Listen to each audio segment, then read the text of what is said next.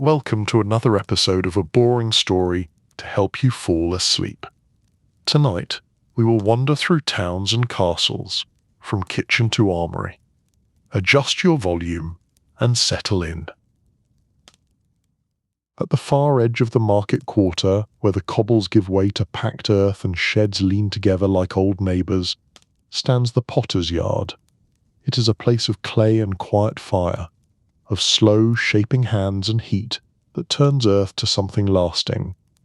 A low wall encloses the yard, and over its gate hangs a sign carved with a simple jug.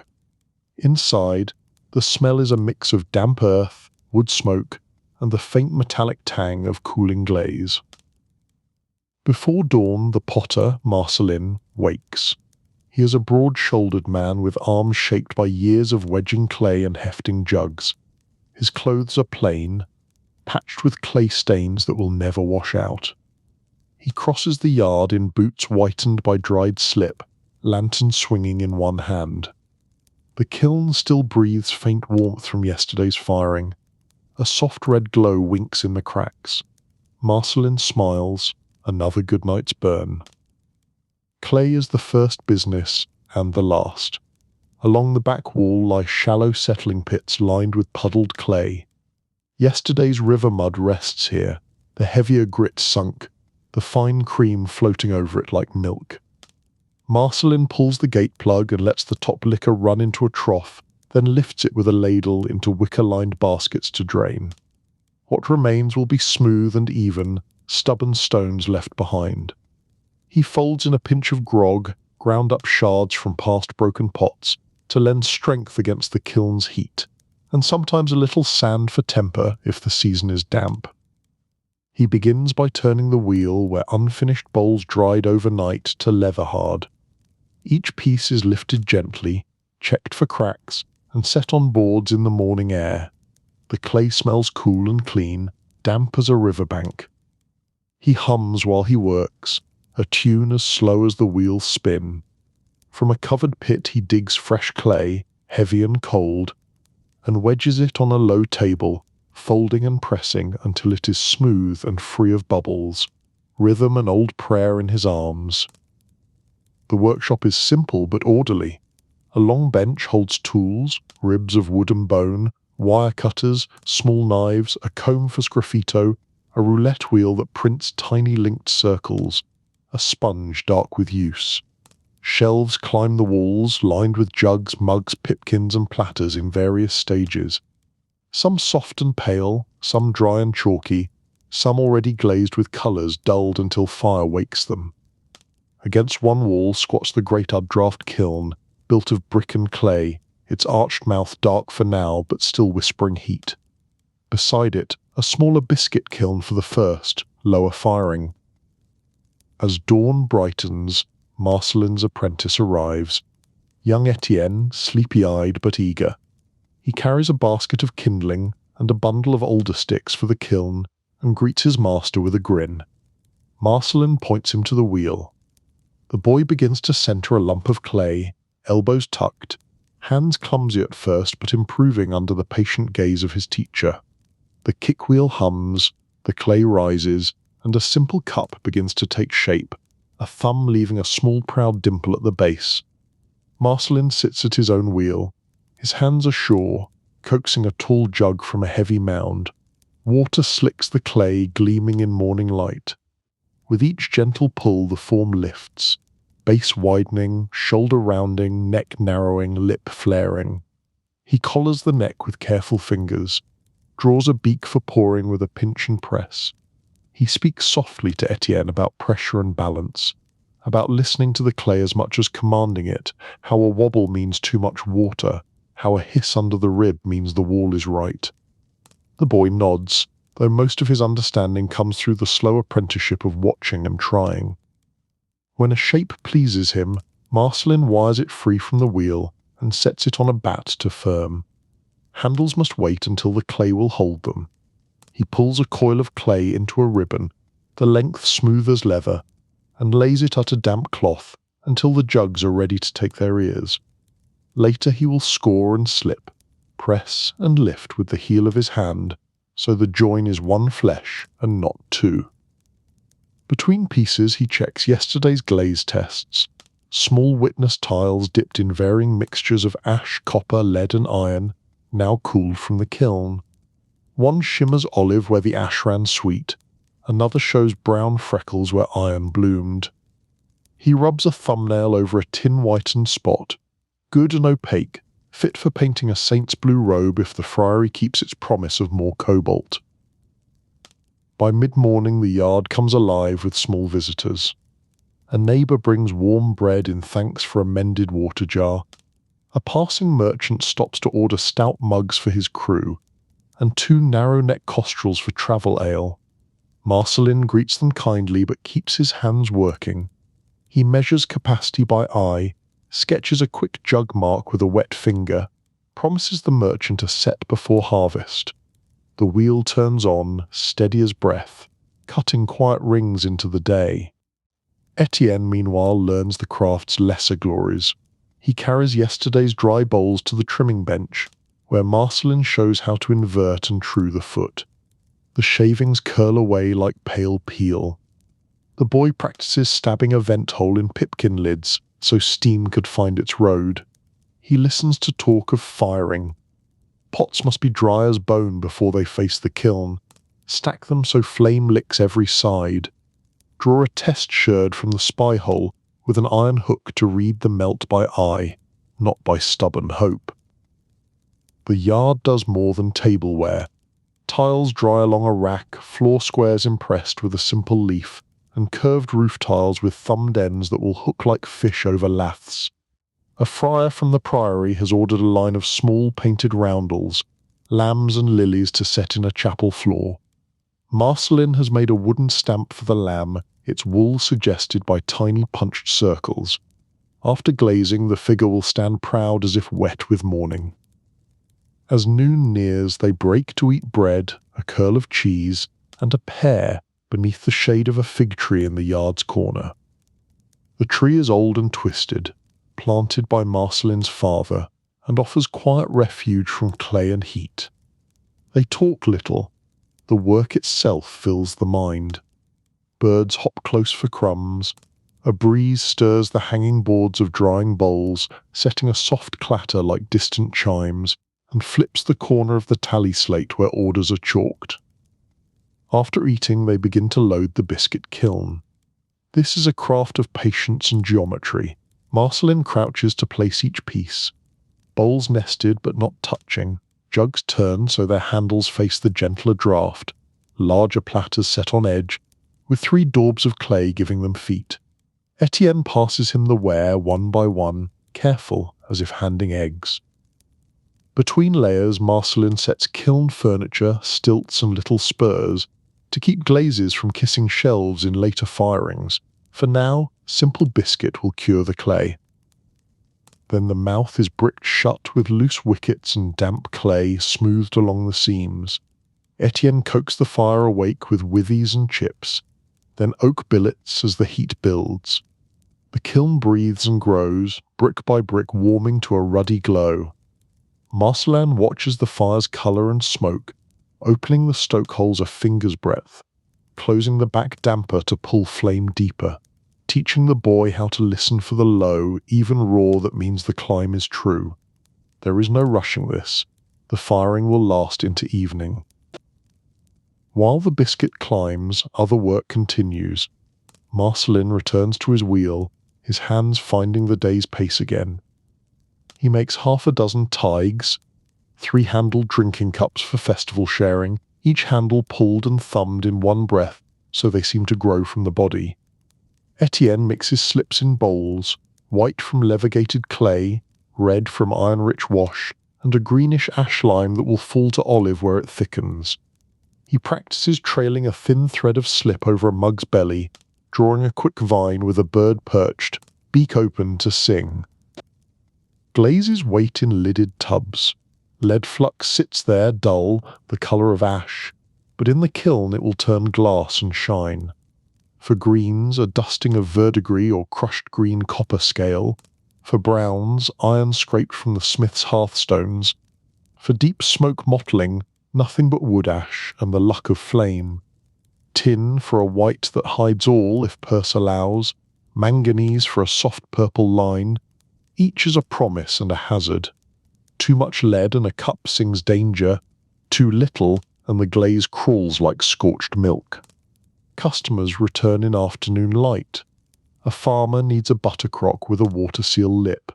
A young couple wants a simple jug for wedding wine, with a daisy stamped at the shoulder. A drover orders wide-mouthed jars for salt meat. Marcelin listens, measures with his hands, promises. Some barter with eggs, some with coin, some with a day's wood for the kiln, some with a roof tile repaired on the potter's own house.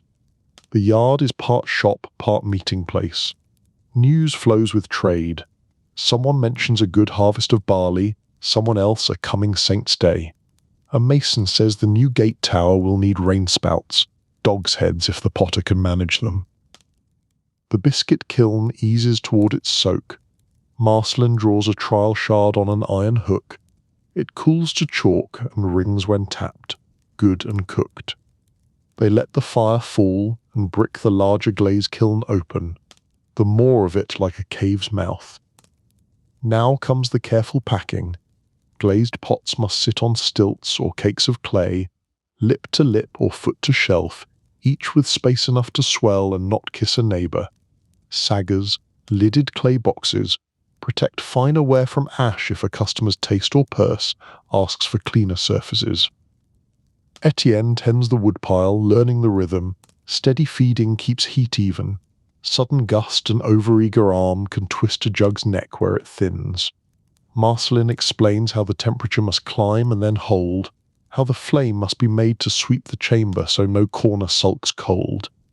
How to read the colour through the spy-hole, black, then red, then cherry, then the living orange where glaze begins to move. The boy's face shines with sweat and pride. This is knowledge passed more by doing than by words. Dangers go with it. A sealed jug can burst like a curse if a few drops hide in its belly. A bowl too thick at the base will crack, with a sound like the yard's fig tree splitting in frost.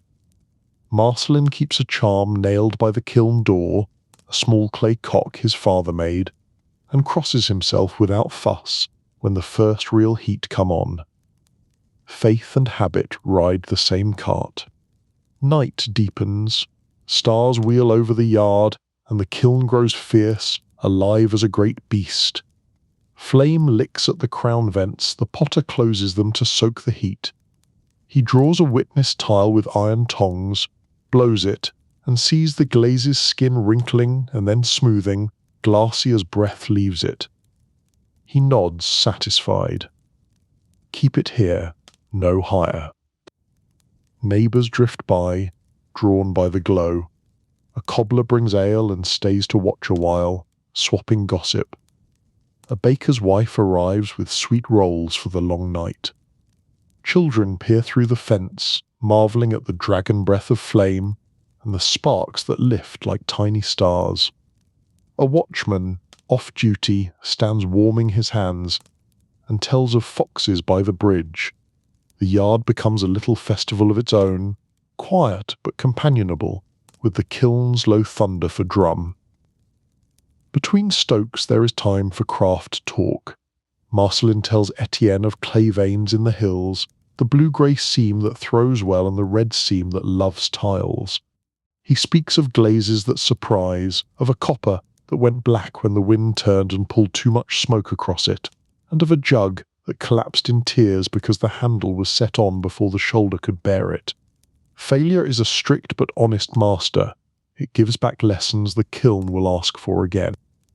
When the firing reaches its peak, Marcelin closes vents and lets the heat soak deep. He knows by feel and by sight when enough has been done. He sets the main stokehole clay tight and listens as the beast sighs down from a roar to a steady breath. The long wait begins. The kiln must cool slowly, sometimes a day and a night, before it can be opened. Too quick, and glazes craze like the first skin of ice on a trough. Too slow, and the day's orders slip behind the week's. They sit together on low stools, watching sparks climb into the dark, the fig leaves turning their pale bellies to the night breeze. Etienne nods with weariness but pride. Marcelin smiles and lets him doze, cloak pulled around his small shoulders. The master keeps watch, listening to the kiln's settling ticks, the gentle night sounds beyond the wall, an owl, a distant dog, the river's hush. This is a potter's vigil, neither lonely nor hurried. At grey light they bank the last coals and sleep on cots near the clay bench. The room smells of earth and smoke and work well done. Marcelin writes a few notes in his ledger. Clay from the south pit, 2 carts of alder from Rule, ash glaze on set B to test, then sets his quill aside. Morning brings the joy and the judgment. They unseal the wicket brick by careful brick, letting a draught of cool air nose in. Warm breath washes their faces. Inside, rows of pots glimmer, colours woken, greens like riverweed where copper ran sweet, browns like baked crust where ash kissed the shoulder, milky whites where tin lay thick, smoke freckles where flame played. They lift each piece into light, tipping it to hear the ring. A cracked bowl gets set aside with a quiet sigh. A jug with a perfect run of green at its lip earns a grin so wide it feels like summer. Pieces meant for use are tested. A pipkin meets the hearth's edge to prove it will not spit. A water jar is rubbed with a wet thumb to see if it sweats. A roof tile is tapped and listened to, clear means sound, dull means a flaw inside.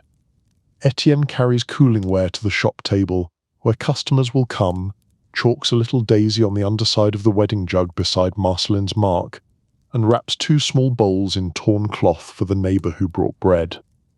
Work does not end with firing.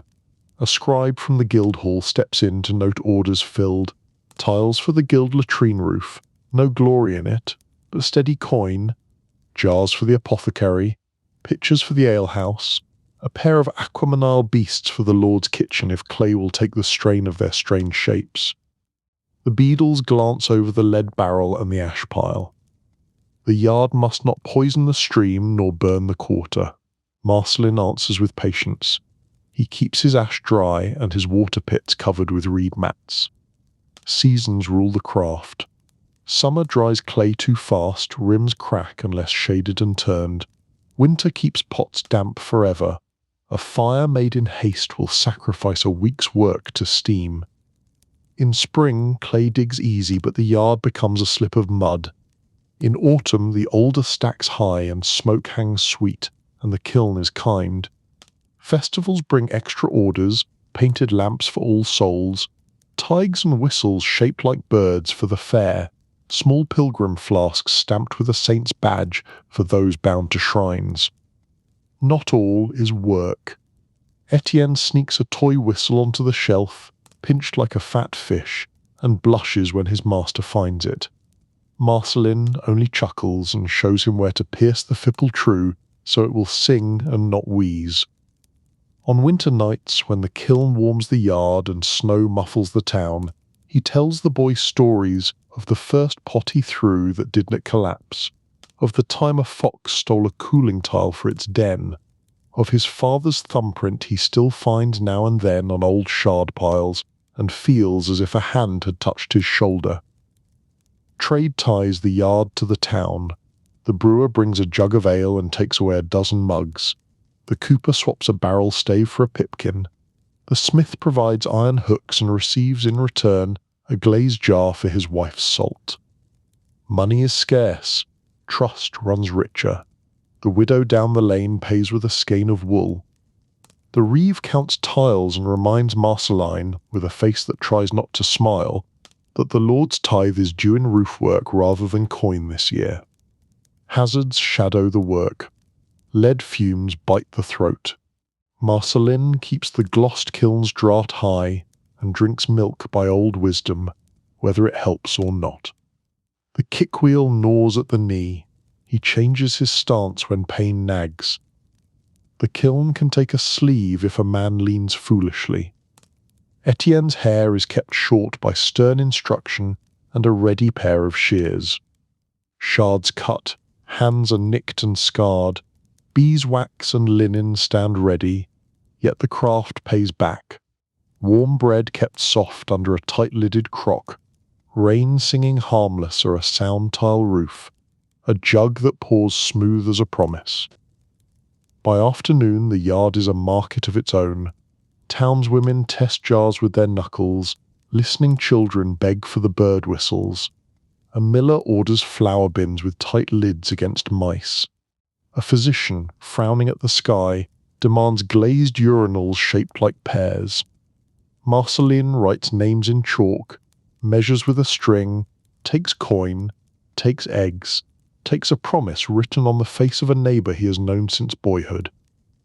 When shadows climb the wall, they sweep and set the boards of drying ware under cover, close the clay pits against cats and rain, and stack the last billets tidy so they will season before next burn. Marceline wipes his hands on an old apron until the clay loses its hold, then washes in a basin where the water turns the colour of milk and earth. Etienne scrubs the trimming bench, lays tools in their places, and pins his whistle toy to a beam to remind himself there is play in the work if one keeps the rules. At dusk, they carry a jug and 2 mugs to the threshold and sit. The kiln is only warm now, the fig tree rattles its leaves. Somewhere beyond the wall the bellman finds the rope for vespers. Smoke from supper hearths drifts low. The river answers the day with a slow shining. Marceline drinks and feels the familiar ache of a day well spent. His eyes travel over shelves and walls as if counting sheep. Bowls, jugs, tiles, pipkins, tigers, earth given shape and use. Night settles. The yard holds its own small stars, a coal breathing in the ash, the glimmer on a green glazed lip, a moth's powdery flicker near the door. Marceline bars the kiln shed, covers the slip tubs, and hangs the ledger book from a peg high from damp. Etienne yawns so wide his eyes water. Before sleep, Marceline sets his palm on the kiln's warm flank. He thanks it without words. He thanks the tree for shade. He thanks the clay that has not yet spoken, and the clay that failed but taught. In the dark workshop, cots creak, and breath evens. Outside, the yard smells of earth and ash, and a sweetness like baked crust. Morning will come with new clay to wedge, new rims to turn, new glazes to test, and, if fortune smiles, no cracks in what cooled tonight. The town will wake hungry for vessels, and the potter's yard will answer with forms that fit the hand and the day. Fire and earth, guided by patient hands, will outlast the night. On a side street just off the bustling market square stands the Stag and Willow, an alehouse known for its sturdy oak beams and the warmth of its hearth.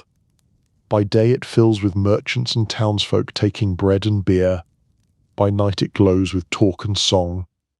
Beneath it, though, lies a quieter world. The Alehouse Cellar, cool and earthen, where barrels sleep and brewing secrets live in the dark. At first light, before any guest comes knocking, the alewife Marthe pushes open the heavy trapdoor behind the bar. A breath of cool, damp air greets her, carrying scents of yeast, oak, and deep soil. She takes the narrow stair, lantern in one hand, skirts tucked clear. Her boots find each stone step by memory. She has walked this way since she was a girl, first helping her father, now mistress of the house herself. The cellar spreads low and wide under the building, its walls brick and fieldstone, its floor hard-packed earth strewn with clean sand. Barrels stand in ranked rows like squat, patient sentries. Some are banded with bright new iron, others dark with age and seeped stains where ale once wept out and dried. Against one wall sits the mash tun, a great round vat hooped like a ship's hull, and beside it a row of copper kettles for boiling the sweet wort. A shallow coolship broad and low rests on trestles for quick cooling in summer. Ropes of drying herbs, hop, yarrow, rosemary, sweet gale, hang from beams blackened by years of steam. Marthe sets her lantern on a hook and walks her morning circuit. She listens first, knuckling each cask and setting her ear to the wood for the right hollow answer. A good cask sings deep and sure, like a drum with a secret. If one sounds dull, she chalks a little cross on the head for checking. Her palm slides the curve of the staves, feeling for weeps. Her nose tells her more than any measure. Clean bred sweetness means health. Sharp rind or cider sourness means a beer, slipping toward mischief. At the far end stands her apprentice, young Robin, still rubbing sleep from his eyes. He has come early to learn the brewer's craft before the day's bustle begins. Marth nods toward the barrels needing topping. Together they climb a low stool to fill them from a copper receiver, working a hand pump that sighs and gurgles as amber liquid flows. The scent rises warm and bready, edged with the green bitter of last autumn's hops. Robin watches the meniscus swell in the bunghole, learning to stop just short. Ale needs a finger of headspace to breathe, or it will lift the bung with a pop and bathe the floor for the cat's delight. Once the topping is done, they draw samples with a slender wooden thief, a tube plunged into the cask and lifted full. Marth tilts the first draught to the lantern, seeking clarity. Fine haze means youth, bright polish means settled. She wets her lip, lets the beer ride her tongue, considers. Balance is a little sermon. Malt's honey, hops bite, the faint apple of a lively ferment. Robin tastes, sputters at the bitterness, tries again, and finds the bread beneath. Marth's mouth twitches. She remembers her own first honest swallow. This morning the mash tun waits. A festival is near, and strong ale will be wanted to crown it. Marth has already weighed the grist. 2 sacks barley malt, 1 of wheat for soft body, a scoop of roasted malt for colour. She warms the strike water and stirs the grist in with a long mash stick, breaking no clumps. Steam gathers low under the beams. The air turns sweet and thick.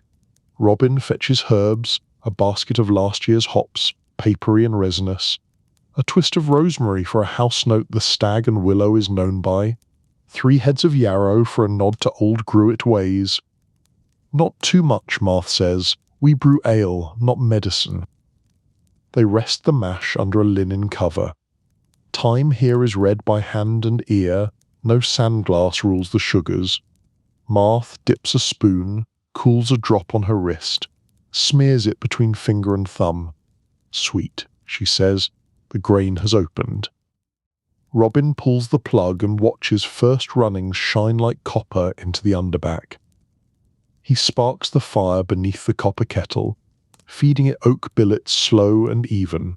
Marth ladles the sweet wort across, then orders more hot water for the sparge to coax the last sugars from the mash bed, careful what to scour it thin and tannic. Now the boil. The copper seethes, foam rises in a crown. Robin skims with a flat spoon to keep it from boiling over. Marth casts in hops by handfuls. Bittering charge early, the fragrance late. The room turns to fog, malt sweet and green bitter, a scent like warm bread in a meadow. She adds a pinch of ground coriander to 1 kettle for a small cask she keeps for pilgrims who favour it, and a jug of strong wort set aside to fortify the festival barrel.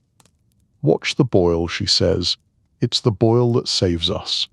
Drives off what spoil, seals what keeps.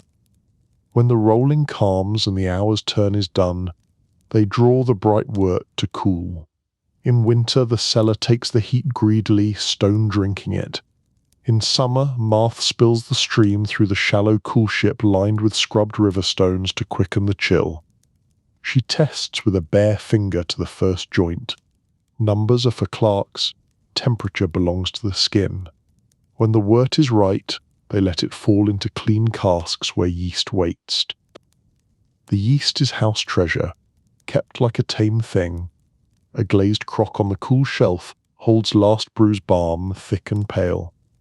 Each week Marth feeds it with a ladle of fresh wort and skims the lively froth to dry on reed mats for a store against bad weather. Robin peers in as she stirs a starter into the first warm barrel. Within moments, the surface twitches and breathes. "Hear that?" she says. He tilts his head, a subtle hiss, a cellar's lullaby. Fermentation begins almost at once. A whitecap blooms, smelling of bread and ripe apple skins. Marth sets loose lids over the bungholes, wedges them with reeds so air to escape. "A beer must sing before it sleeps," she says. She shows Robin how to skim brown froth if it turns rank, how to smell for green banana that means a hot ferment, how to cool a cask by laying wet cloths over its shoulders. Brewing is as much watching as doing. Mid-morning brings a cooper, hips against a rolling cask, mallet under his belt. His hands carry the reek of pine pitch and smoke. He and Marth trade gossip. The bridge ferrule cracked in last night's frost. Iron bands cost dear this year. He checks the staves she set aside for repair, replacing a loose hoop with 3 precise blows. Robin stands close, learning how wood tightens when it drinks, and how a hoop can be spoken to without splintering pride or oak. Marth hands the cooper a mug from yesterday's strong. He drinks with a craftsman's nod and leaves his chalk mark or a repaired head. Soon the first tavern boy clatters down with clumsy feet and 2 earthen jugs. He fumbles his tally. Marth fixes it with a tap of chalk and a look sharper than hops. "Mind the lip," she says, "and keep the stopper clean." Dust turns a mouth. He steals a glance at the festival cask, already banded with green ribbon, and clambers back gap to the hush of the sleeping hall. Robin follows with a smaller jug, careful as a cat on a fence. By noon the cellar warms from fire and bodies, though its stones keep a blessed cool. They sit a moment on a low bench, bread, a heel of cheese, and small beer poured bright. The fermenting casks talk to them in blips and sighs. Robin asks of Marth's first brew alone. She tells him of summer lightning that soured a cask no prayer could save, of broom scrubbing wood till the nails shone, of learning to scold every tool and never trust a clean-looking stave. Allah forgives much, she says, but not pride. After the meal comes the great truth of all brewing, cleaning. The mash tun is sluiced with boiling water and scrubbed with fresh heather bisms until it smells like rain in cut hay. The coppers are scoured with sand and a twist of cloth until they burnish like autumn sun. Robin curses under his breath when scalds nip his fingers, then grins when Martha dips his hand in cool ale and declares him christened to the trade. Floors are swept, spent grain scooped to a trough for the drover who pays in straw for stools. The cellar's breath sharpens, earthy but orderly. Afternoon draws faces. A wool merchant seeks a barrel for a wedding feast. Marth draws him a beaker of her bright middle ale. He sips and squints at price. She waits. Trade settles with a handshake, 2 coins, and a promise to bring a bolt of broadcloth to mend the bench cushion his men have worn threadbare. 2 pilgrims in dusty hoods ask for small beer for the road. She fills their flasks and tucks in a crust, bids them remember the saint and not spill. A midwife slips down for a jug warmed with spices. She has a birth tonight and swears by hot posset for courage. Not all callers come with purses. The ale taster town ale conner presents himself with solemn belly and official stick. He tastes from the measure, checks the mark on Martha's quart with a brass gauge, and nods that strength and size are sound under the assize of ale. Martha keeps her face unreadable while he pronounces. When he's gone, she writes a neat line in her ledger. Assize satisfied, no fine. Robin learns that an honest measure is worth more than arguing with the Eadle. As daylight leans west, the hall above stirs. Chairs scrape, the spit turns, a lute is tuned. Smells drift down onions, softened in dripping, bread split for trenchers, stew lifting its lid. Marth smiles, since all this will want washing down. She and Robin tap 2 ready casks for the evening trade. He sets each on a stillage, low wedge to tilt the beer to its tap, and she drives the spigot with a measured blow of the mallet. They test. Amber streams steady into mugs, a bead of foam clinging and falling. Clarity is good, taste is clean. The house will be cheerful. The first rush slaps like rain. Tavern boys sprint, jugs rattling, and the chalkboard tally grows a white hedge of marks. Robin learns to hear a cask emptying by its cough. Marthe swaps taps before the last gasper drag yeast into mugs. She teaches him to rest a cask after set down, let the lees settle, or else the beer will pour cloudy and tongues will wag. Between jugs she skims the fermenting caps, whispering a brewer's unowned prayers, habits older than hops. Now and then mischief tests them. A bung lifts with a soft pop and a hiss. Marthe's hand is already there, with a clean reed spile to vent and a weighted stone to keep it meek. A mouse nose-prints the sand near the grain sacks. The cellar cat, old Bran, flows from shadow and turns trespass to lesson. A slow, sour edge teases one cask. Marthe blends its sweetness into a sharper beer destined for mulled ale with cloves and cinnamon, saving both and fooling neither palate nor purse. Between rushes she racks beer for storage. A hose from full cask to clean, the flow kept smooth, the headspace set right. Robin pumps, she guides, both moving as if they'd always done it, which in teen they will have. She shows him finings, clear jelly from fish bladder the rivermen sell, to drop the heavier yeasts in stubborn casks before feast days when every mug must shine. Not too much, she warns, else you strip the life. Sometimes a guest strays down bowled, lost, or clumsy with drink. Marthe meets them with a mug and a glance that brooks no argument, shepherding them back to warmth and song. The cellar is no place for wandering feet. A slip here could spill a week's work. Robin watches and learns that kindness with iron in it is a brewer's second-best tool after hot water. Toward deep evening the songs above weave through the beams, ballads rough and tender, a prayer tucked between verses when a sailor toasts the dead.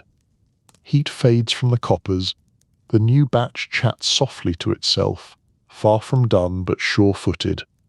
Marthe writes lines in her ledger by horn lantern, grains, herbs, wood owed, coin taken, jugs broken too, both by the same boy. She marks a small cross beside the festival barrel. Blend with strong, tap on Saint's Eves. Rain begins, a silver whisper on the street grating. The cellar turns close and snug. Robin racks the mash paddles on their pegs, scrubs the thief and the skimmers, lays spigots to dry on clean cloth. He winds the winch rope tidy and sweeps the sand smooth so footprints show clear in morning. Marthe tests one last cask, eyes closed as the ale touches mouth, the way a harpist touches a string. She nods, satisfied. The house will drink well tomorrow. When the final chairs scrape and the last jest falls flat with sleep, the boys bring empties down with muted groans. Marthe hammers bungs home, wedges taps with cloth to keep them sweet, and covers the fermenting barrels with linen against night flies. She and Robin stand a heartbeat with lanterns low, breathing the cellar's layered scents, baked grain, green hop, oak heart, the clean hint of scalded copper. It smells like work and winter kept at bay. She climbs to settle accounts, and Robin lingers to straighten. He stacks mugs, mends a frayed braid of herbs, feeds Bran a respectful pinch of meat. When Marthe returns, she presses a small coin into his palm and, rarer than coin, says, "Good." He pockets both with a grin that will carry him past many scolds. They lower the trapdoor at last. Above, the stag and willow exhales spilled beer and roast and the ember glow of a long day's talk. Below, the cellar rests, cool and alive. The strong sings to itself, the small dreams of morning. Barrels stand like silent guests waiting their turn at the feast of life. Tools hang in a neat parish of their own. The fire is out, and the yeast works on unseen. Marthe steps into the lane with Robin trailing, the night smelling of wet stone and a last echo of song. Stars hitch above rooflines, the bell tower keeps its counsel. "Tomorrow again," she says, which is half promise, half prayer. Grain to mash, fires to tend, barrels to fill, measures to keep honest, thirsty stories to be slaked. In the dark beneath, the alehouse keeps a second heartbeat, a slow, patient thrum of ferment and wood. The cellar waits without hurry, holding the work that will laughter the hall and soften the hard edges of the day. It is the cool, faithful heart under the stag and willow's warm throat, and by its rhythm the house lives. Tucked near the river where water runs steady and clean, the town bathhouse keeps a warm heart through every season. From outside it looks plain, a long timber hall with a low roof vented to let steam escape in soft plumes. Yet as one draws near, the scent of hot water and herbs drifts out to meet the street, and a quiet murmur of voices joins the river's song. Here townsfolk come to wash away dust and weariness, to share small talk, and to find a little warmth when days grow cold. At first light, Mistress Heloise, keeper of the bath, unbars the wide oak door. She is brisk and practical, with a linen kerchief over her hair and arms bare to the elbow. Her husband is already outside drawing water with the help of a mule and a great wheel. Buckets rise glistening from the river and pour into troughs that feed the stone-heated cauldrons. Steam begins to curl upward as fires are coaxed to life beneath the copper kettles. Inside, the bathhouse smells of wood smoke, soap, wet wool, and damp timber. The main room is long, with benches along the walls and a series of shallow tubs set on raised planks. Smaller screened alcoves line one side for those who want privacy. The rest is open, cheerful space. Light slips through latticed windows and dances on the haze of early steam. Near the hearth squats the stove-brick-lunged, black-iron-mouthed feeding heat to copper boilers and a stone cistern that keeps a reservoir just shy of boil. A large brazier sits in the centre, glowing as it warms the air. Heatherwise begins her work. She scrubs the tubs with stiff brooms and lye soap, sluices them with clean water, then scatters herbs into each rosemary, meadowsweet and thyme to sweeten the water and soothe skin. She sets out bundles of clean linen cloths for drying, hung on pegs within reach. Wooden stools are placed near each tub, and a row of sandals stands ready for bare feet to slip into. Bath hats, felted cones to keep heads cool, hang beside the pegs for those who like a long soak. Her husband stirs the cauldrons, testing heat with a long paddle and an eye that can read temperature by the first lazy bubble. They work wordlessly, a dance practiced by years of mornings. Behind a half door lies the warm room, a dimmer chamber with benches and a low stone basin where steam is thick and breath slows. Pots of juniper, mint and lavender simmer on small grates, their scents rising like prayer.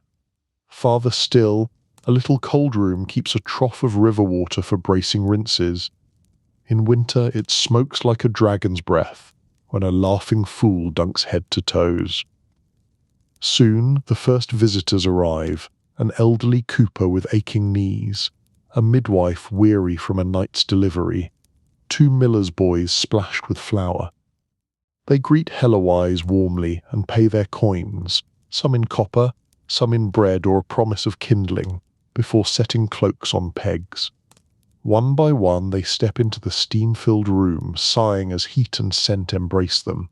The cooper eases himself into a tub with a groan that melts into relief. The midwife wraps her hair in a cloth and settles gratefully, closing her eyes.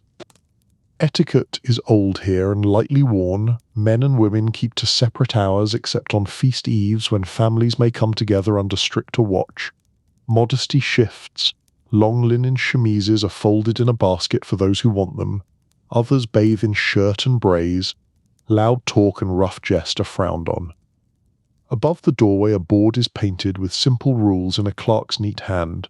No brawling, no washing of linens on a crowded day, no knives drawn, soap to be returned to the shelf, the water is for all. The bathhouse hums quietly as more arrive. A baker's wife with flour on her sleeves, a journeyman tanner still faintly smelling of hides, a pair of travelling merchants glad for a proper wash. There is laughter but gentle, muted by steam. Voices rise and fall with the splash of water. Some talk of weather and market prices, of wool tallies and river tolls. Others simply rest, eyes half closed, letting warmth chase away the ache of work. Heatherwise moves among them with a bucket and ladle, offering more hot water or a dash of scented herbs. She checks fires beneath the kettles and adds wood where needed. Her husband carries cooled river water in yokes to temper the tubs if they grow too hot. With a long-handled dipper, she pours clean water over shoulders and backs, a small rain that rinses lather and leaves skin tingling. The room fills with fragrant mist, the scent of clean skin and rosemary rising as subtle music. At one side of the hall is a small table for barbering and minor care. Today a travelling barber rents the space. He trims hair, shaves faces, scrapes heels smooth, and lances a small boil for a grateful farmer. Hellawise keeps his basin filled and his towels warm on a rail over the brazier. Children watch, wide-eyed, as razors flash and steam curls around the careful work. Mothers watch sharper still and judge the steadiness of a stranger's hand. Mid-morning is the busiest. Women cluster in one corner, washing hair with ash soap and rainwater kept soft in a barrel. The lather piles like meringue and rinses clear with herb tea. Men soak in deep silence or talk in murmured tones of harvest and trade. A pair of pilgrims, their boots caked from long miles, sigh with bliss as they ease into heat for the first dive in weeks. Hewise offers them bread and small beer while they wait for tubs to cool enough to enter. Hospitality is part of the bath's crafts. In an alcove, a mother bathes her infant in a shallow basin, crooning lullabies that mingle with the hiss of water. The baby's laughter rings bright for a moment before quiet returns.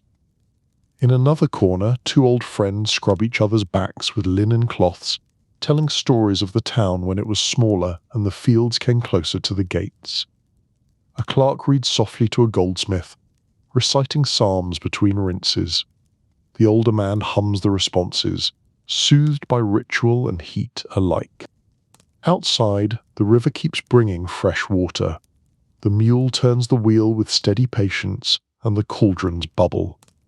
Heloise's husband skims foam and keeps the fire steady with split oak and a scoop of charcoal when flame needs bite.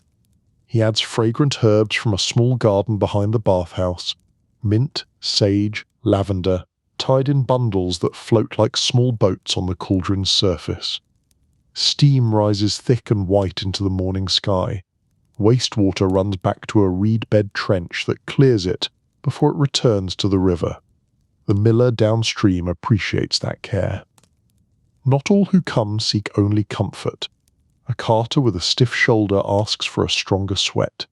Hewise leads him to the warm room, ladles water on hot stones till the room breathes like summer, then rubs his shoulder with goose grease scented with thyme.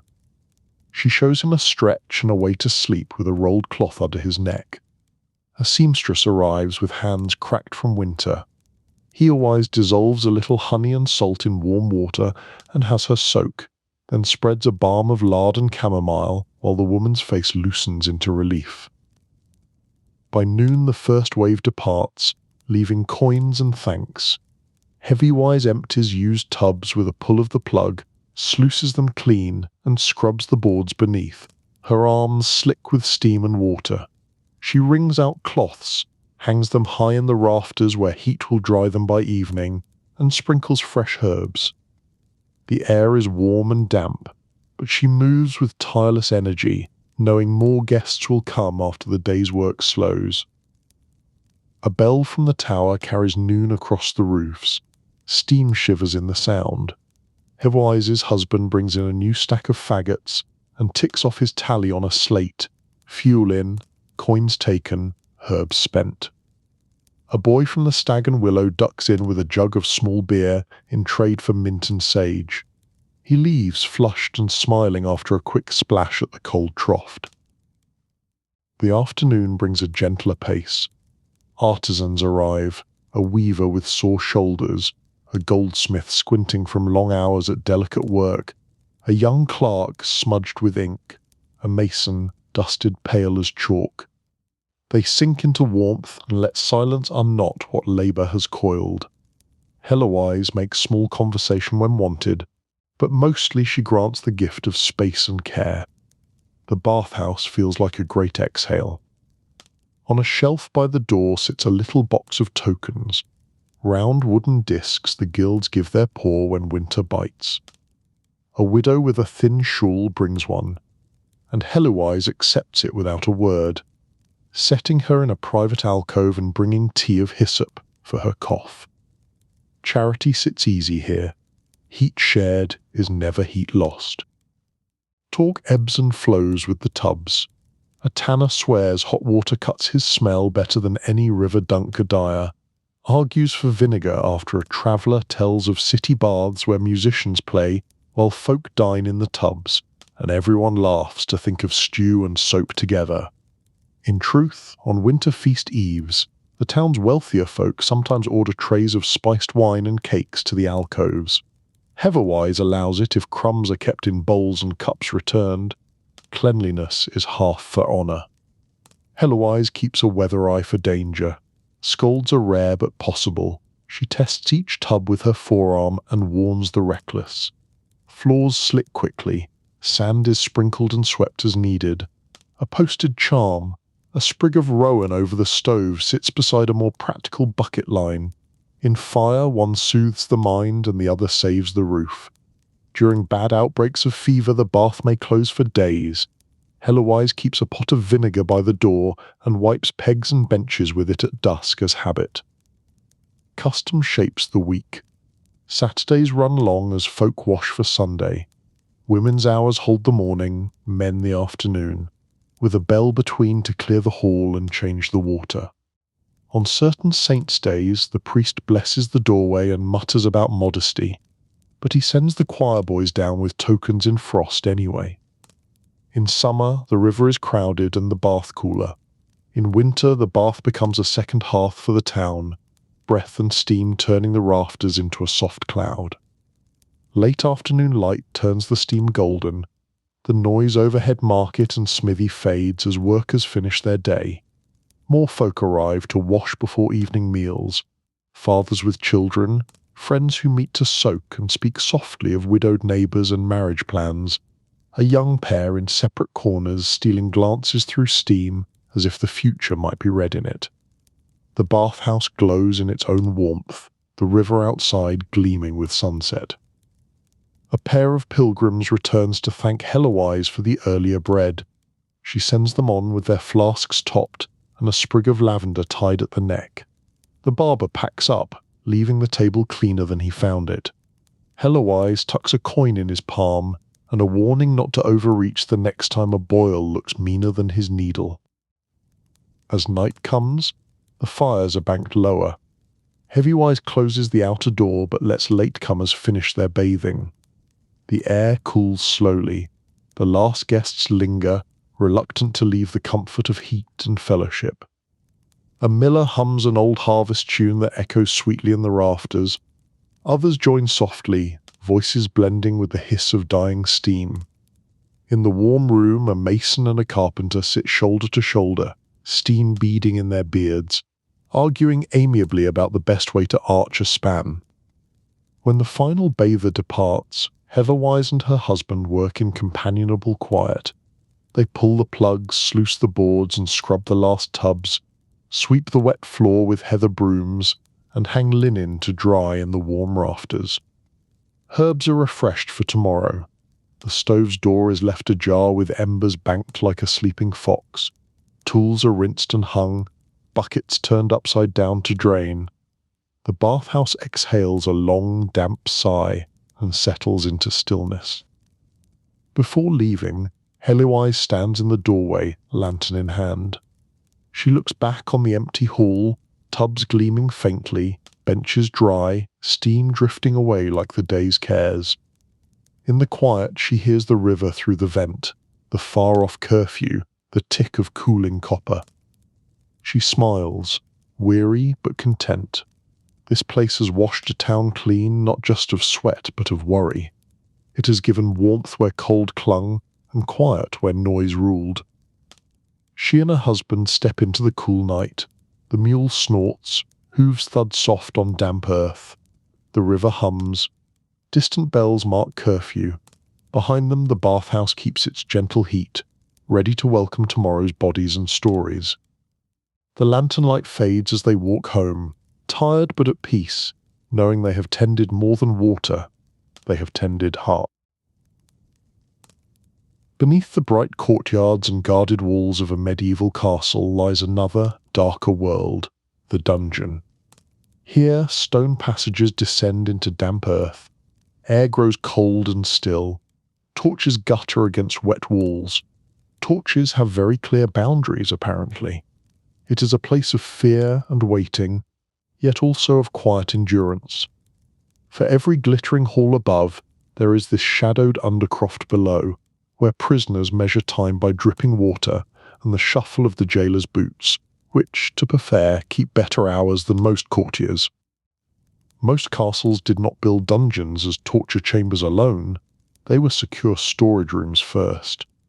Deep cellars kept wine and grain safe, but when power needed a place to hold enemies, the lowest vaults served multifunctional real estate before it was fashionable. Over Tave, some were purpose-built, barrel-vaulted stone rooms behind iron doors, or pits sunk deep where escape was nearly impossible. A heavy portcullis or oak door bound with iron bars sealed each entrance. Keys hung at the jailer's belt like a jangling sermon on prudence. To reach the dungeon you pass a twisting stair called a trap stair, narrow, uneven, meant to slow attackers and humble the unwary. Air cools and smells of earth and old smoke. Pride slips 2 steps lower, just keeping balance. Sometimes a passage runs under moat or through bedrock, dripping with moisture. Lantern light glints on rusty shackles fixed into stone, on iron grills that close tiny ventilation shafts. Far above, a single slit of daylight or the echo of footsteps reminds you that life continues overhead, loudly, expensively, and without you. The jailer, or gaoler, lives half in shadow too. Often a trusted servant of the lord or constable, he keeps keys, feeds prisoners, maintains locks and chains. His work is quiet but vital. A lax jailer might lose a valuable captive, and with it ransom or leverage no one wants to explain. Misplaced duke at staff meeting. Yet he is it always cruel. Some speak gently to inmates, bring extra bread if allowed, or act as messenger for desperate letters. Others are feared brutes. The spectrum is wide, the keys jingle either way. Prisoners vary widely. Some are captured knights, held for ransom. Their stay can be surprisingly comfortable, with straw bedding, candles, and good food sent by family to encourage negotiation. Hostage hospitality is a genre. Others are thieves or rebels awaiting judgment, their cells bare, diet of stale bread and water, room service unresponsive. Political enemies, hostage nobles, even unlucky debtors might share close quarters. Each carves marks into stone to count days, because calendars are scarce and patience needs tallying. Daily life is slow. Morning brings the jailer's shuffle and clank of keys. He slides food through a hatch or enters with torch, announcing himself with that signature percussion. Prisoners rise stiff from straw, drink water from bucket, speak in low voices if sharing space. Some pray, some curse, some simply endure. An underrated talent. Light changes little, only faint glow through slit or lamp left to burn. Time blurs into drip, shuffle, sigh, the dungeon's idea of variety. Above, the castle lives on feasts, hunts, councils. Faint echoes sometimes reach down, thrum of music, clang of arms, a laugh that has never seen a draught. A prisoner hears life continuing, distant and unreachable. Yet messages can travel. Coins slipped to jailer bring news of ransom talks, family letters, even small comforts like better blanket or candle. Hope is a contraband that fits neatly under a cloak. Not all dungeons are equal. Some are simple locked rooms, others are grim oubliettes, narrow shafts with no door, or a grate above. Prisoner lowered by rope or ladder, then left with little contact. Such pits are rare but feared. Darkness and damp break spirits quickly. Gravity helps. Many castles, however, avoided such cruelty, preferring secure but livable cells, easier to keep ransoms healthy, which looks compassionate and accounts nicely. Torture is more legend than daily fact here. While some lords used threat or pain to extract confessions, routine dungeon life was mostly confinement, not spectacle. Far more common were chains to limit movement, stocks or pillory in courtyard, or simple cold hunger pains budget option. Still, tools existed. Rack, strappado, thumbscrews. Their shadow alone kept many compliant, nothing like decor with implications. Faith follows prisoners down, crosses scratched into walls, prayers whispered in dark, bargains offered to heaven with the fine print removed. Chaplains or monks sometimes visit, bringing scripture, confession, or last rites. Condemned men carve names, saints, or pleas into stone, hoping some future soul will read and understand, or at least wonder. Candles blessed on holy days might flicker briefly in gloom, a tiny rebellion against damp and doubt. Season matters even here. Winter brings bitter cold and wet breath mists in air. Frost creeps across walls like quiet ivy. Summer may stink of rot and sweat. Water seeps in after storms to remind you nature pays no bail. Mice and rats are constant companions, terrible conversationalists, excellent survivors. The jailer battles mold and illness when he can, though prisoners often weaken from poor air and diet. The menu is consistent, reviews are not. Yet life persists. Captives trade stories, sing quietly to keep courage, scratch chessboards into floor, fashion dice from bread luck baked fresh daily. Some befriend jailer or mice, some write letters if literate. Knights might practice sword drills with wooden staves if allowed, dignity creaking like old hinges. Small rituals keep sanity, washing face with cold water, stretching, murmuring prayers at dawn, reciting a poem until it fits the cell. Occasionally freedom comes, a ransom paid, a truce signed, a pardon granted. Keys turn, door groans, prisoner steps blinking into light as if the sun has been promoted. Sometimes freedom means death. Condemned led to scaffold or gallows. Both fates begin with that same clank of lock one morning. Destiny has an oddly standardized soundtrack. The dungeon is also part of castle strategy. Holding a rival lord or enemy knight can win wealth and peace. Leverage looks best in chains. Threat of cell keeps local peasants loyal, or at least punctual. During siege, prisoners might be bargaining chips. The gaoler thus keeps careful record of who sleeps where, who owes what, who might escape. An accountant with fewer windows. Above all, the dungeon reminds that castles are not only homes but instruments of power. Stone keeps secure food, arms, and people, friend or foe, with the calm efficiency of gravity. To walk its depths is to feel that authority made real in chill air and iron bars, law that does not need to raise its voice because the walls do it for her. So when you imagine castle life, do not stop at banners and banquets. Picture also the dungeon, silent, cold, but alive with whispered hopes, the steady duty of the jailer, and the slow passing of days. Here power waits and watches, patient as stone, and just about as talkative, though considerably better at keeping appointments. The great hall of the castle lay quiet in the first pale hours of the day. Its stone walls held the coolness of the night, and the long flagged floor was damp with the hush of early mist. High above, blackened oak beams stretched into shadow, and from them hung banners faded by years of smoke from torches and hearth. Nothing ages fabric like ambition and tallow. A faint scent of ash and tallow drifted under the arched roof. At the far end, the dais stood empty, the Lord's carved chair waiting in the dimness, flanked by a pair of tall iron candlesticks that still held the stubs of last night's feast, small monuments to victory over roasted meat. The hall was the heart of the castle, and though it slumbered now, it would soon stir to the pattern of the day. First came the servants, quiet-footed and sleepy-eyed, carrying brooms of birch and rags for polishing. They swept the rush-strewn floor, shaking out the old stalks that had caught scraps of food and ash. The rushes remember what the nobles prefer to forget. Mice scattered to corners as the work began.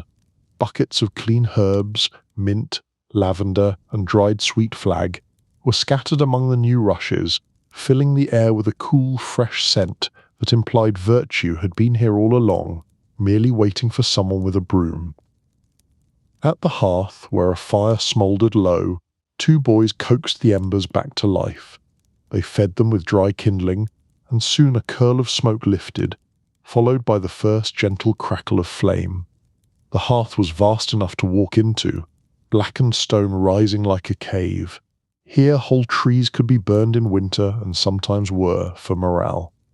Iron pots hung ready, soot-darkened but polished where hands had grasped them for years.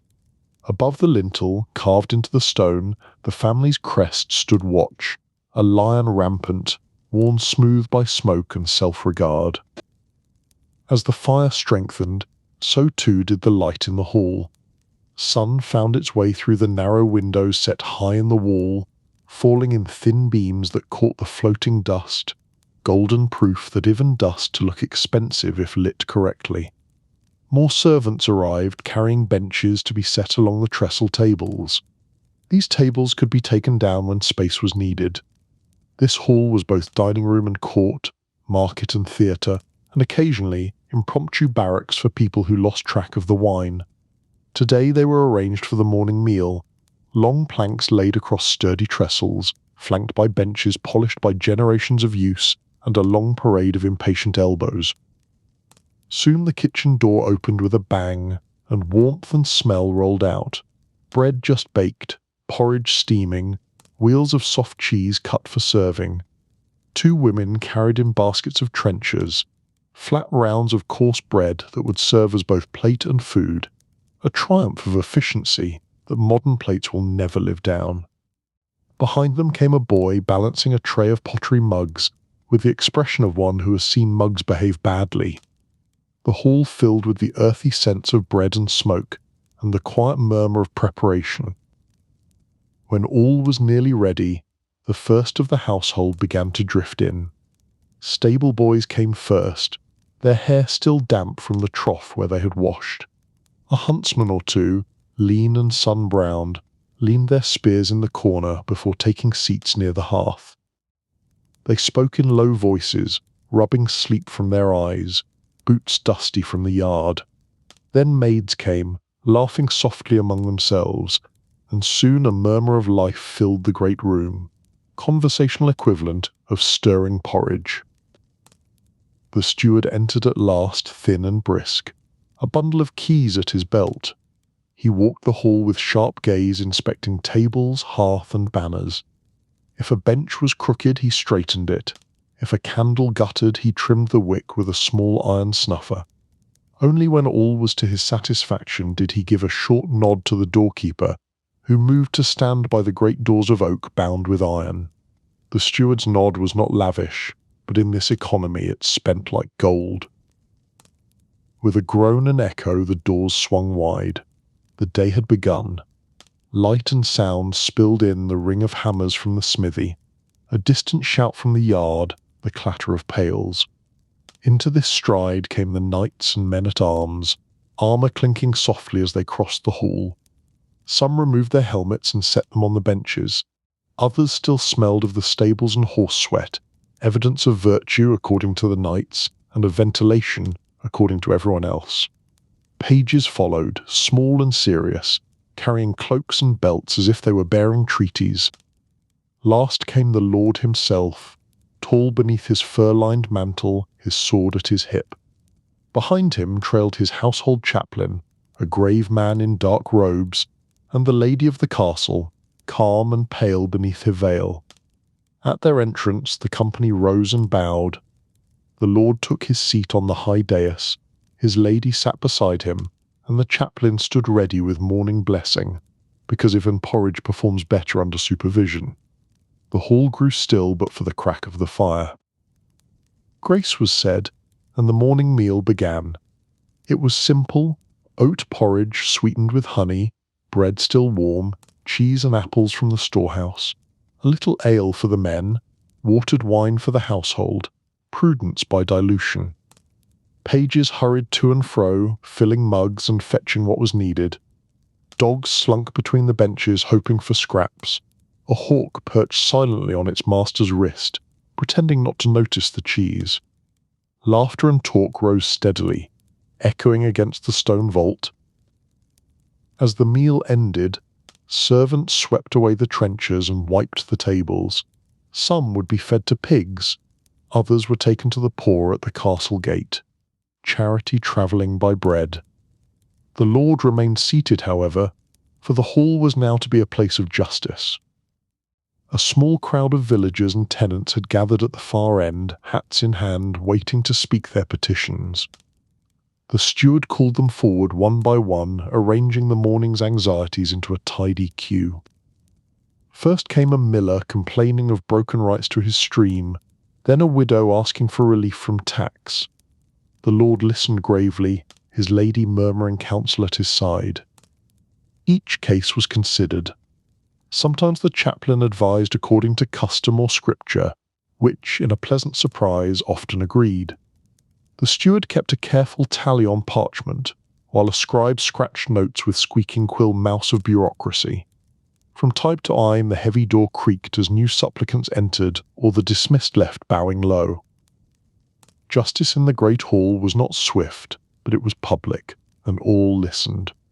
Sometimes the lord spoke in clipped words, sometimes he questioned sharply, and sometimes, moved by pity, he leaned back and sighed before granting mercy. The lady would whisper and place a hand upon his arm. The steward would nod briskly and make a mark in the ledger. The hall grew warm with voices, the fire a steady backdrop to this theatre of rule, where the props are simple and the consequences are not.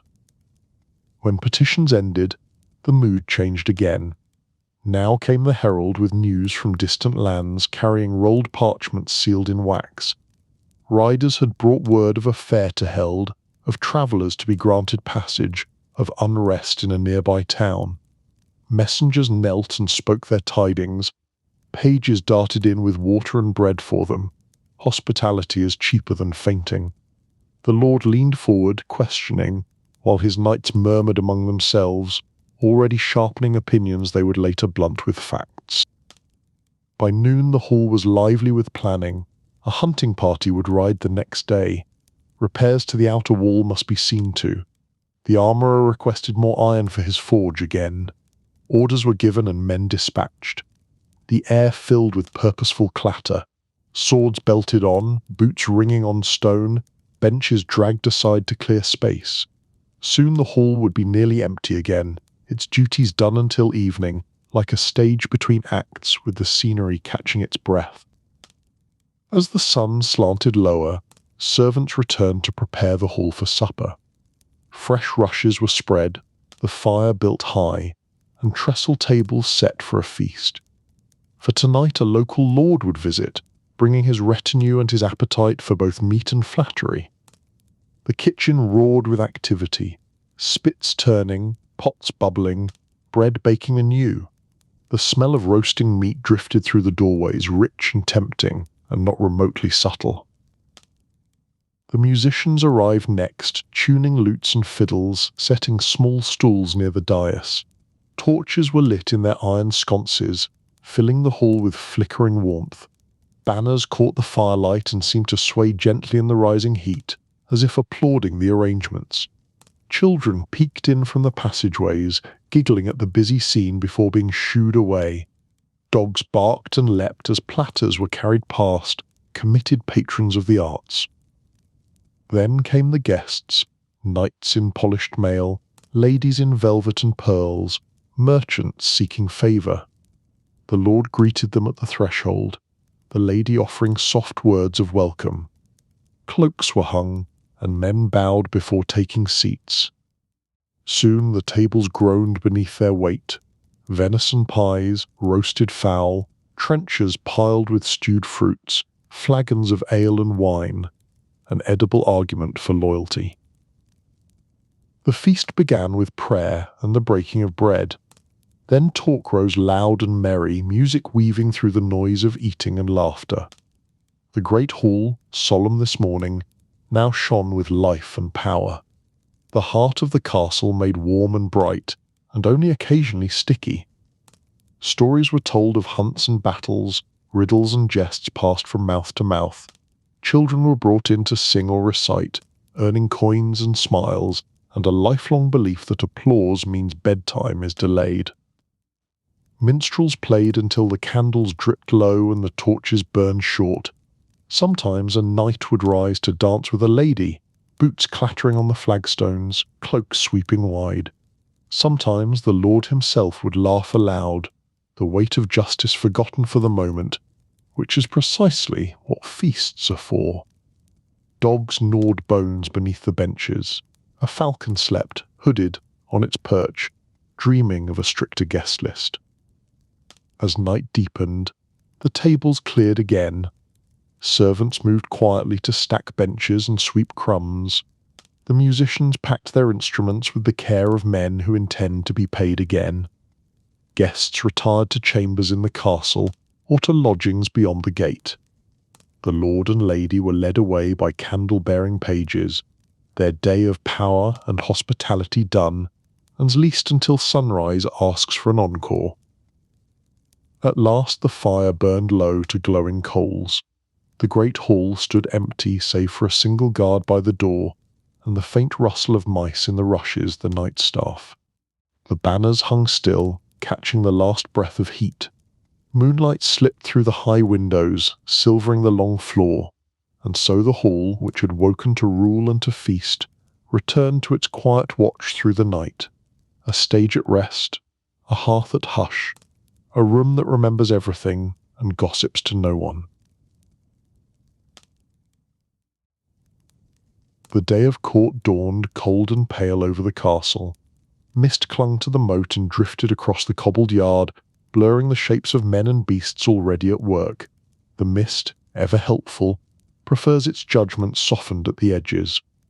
Beyond the high outer gate, villagers gathered in the chill, waiting for permission to enter and present their petitions.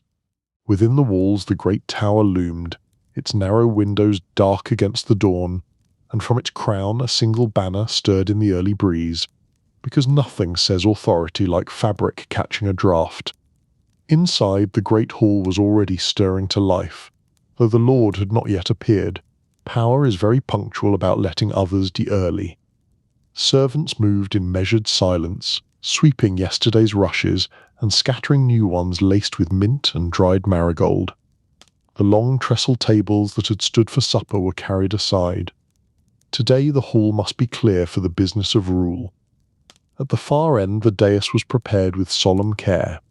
A high-backed chair carved with lions' heads was drawn forward and draped with a heavy cloth of red and gold, Subtlety taking the morning off. At its side a smaller seat awaited the lady of the castle, and a narrow lectern was set for the steward who would read the rolls of law, a man and his paperwork, a tale as old as ink. The fire on the hearth was coaxed into brightness, its light catching the polished iron of candle-stands and the brass studs of the lord's chair.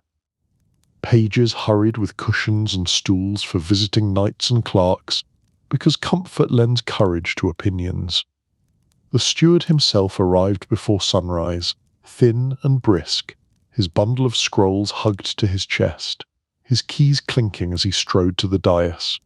He oversaw everything, muttering now and then to the beadle, who would keep order among the crowd. Translation: remind enthusiasm, it has boundaries. As the first bells of the day rang from the chapel tower, the hall began to fill.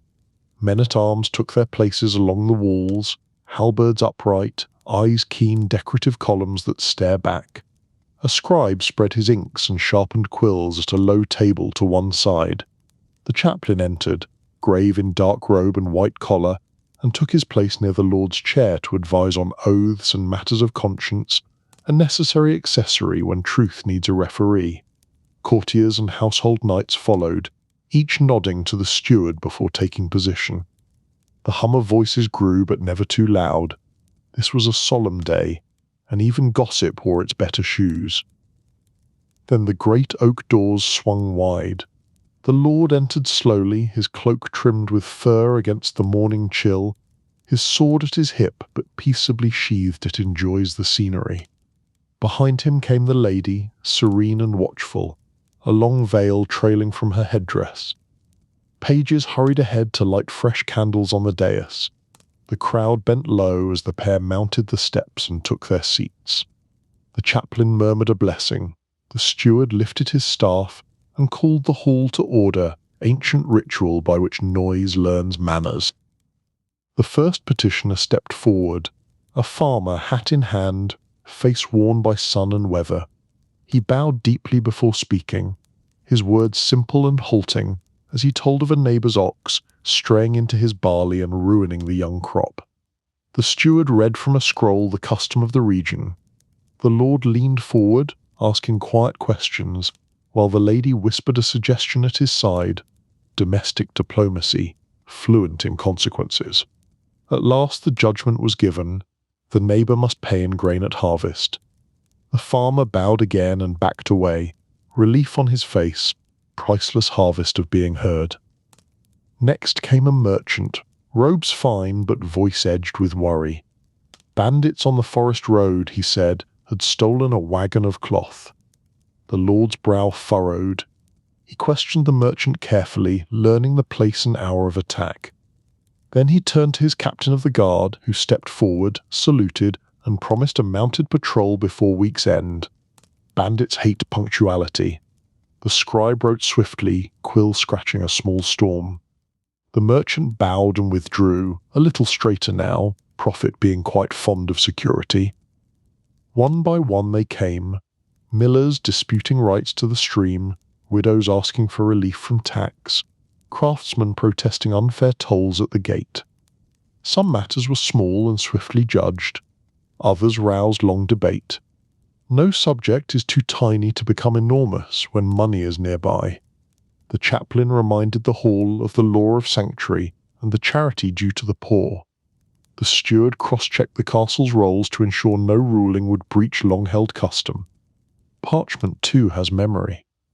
The lady listened keenly, speaking softly to the Lord when mercy might soften a stern decree. She is the hinge on which severity learns to swing. Sometimes the mood grew tense. A poacher was brought in under guard, his hands bound. A gaunt rabbit dangling from his belt as proof exhibits A and B respectively, hunger and habit. The man knelt, pale with fear, as the Lord questioned him. The chaplain spoke of trespass and repentance, the captain of the guard of duty to the forest law. At last the Lord spared the man's life but fined him harshly and ordered him to serve a month at the kennels. The hall let out a breath as the poacher was led away, alive but chastened, justice choosing the whip instead of the sword for once. By mid-morning the doors opened again to admit envoys from a nearby manor. They carried letters sealed with wax requesting arbitration in a boundary dispute. 2 fields, 1 line, infinite opinions. The steward read the letters aloud in a clear voice while the lord and lady conferred.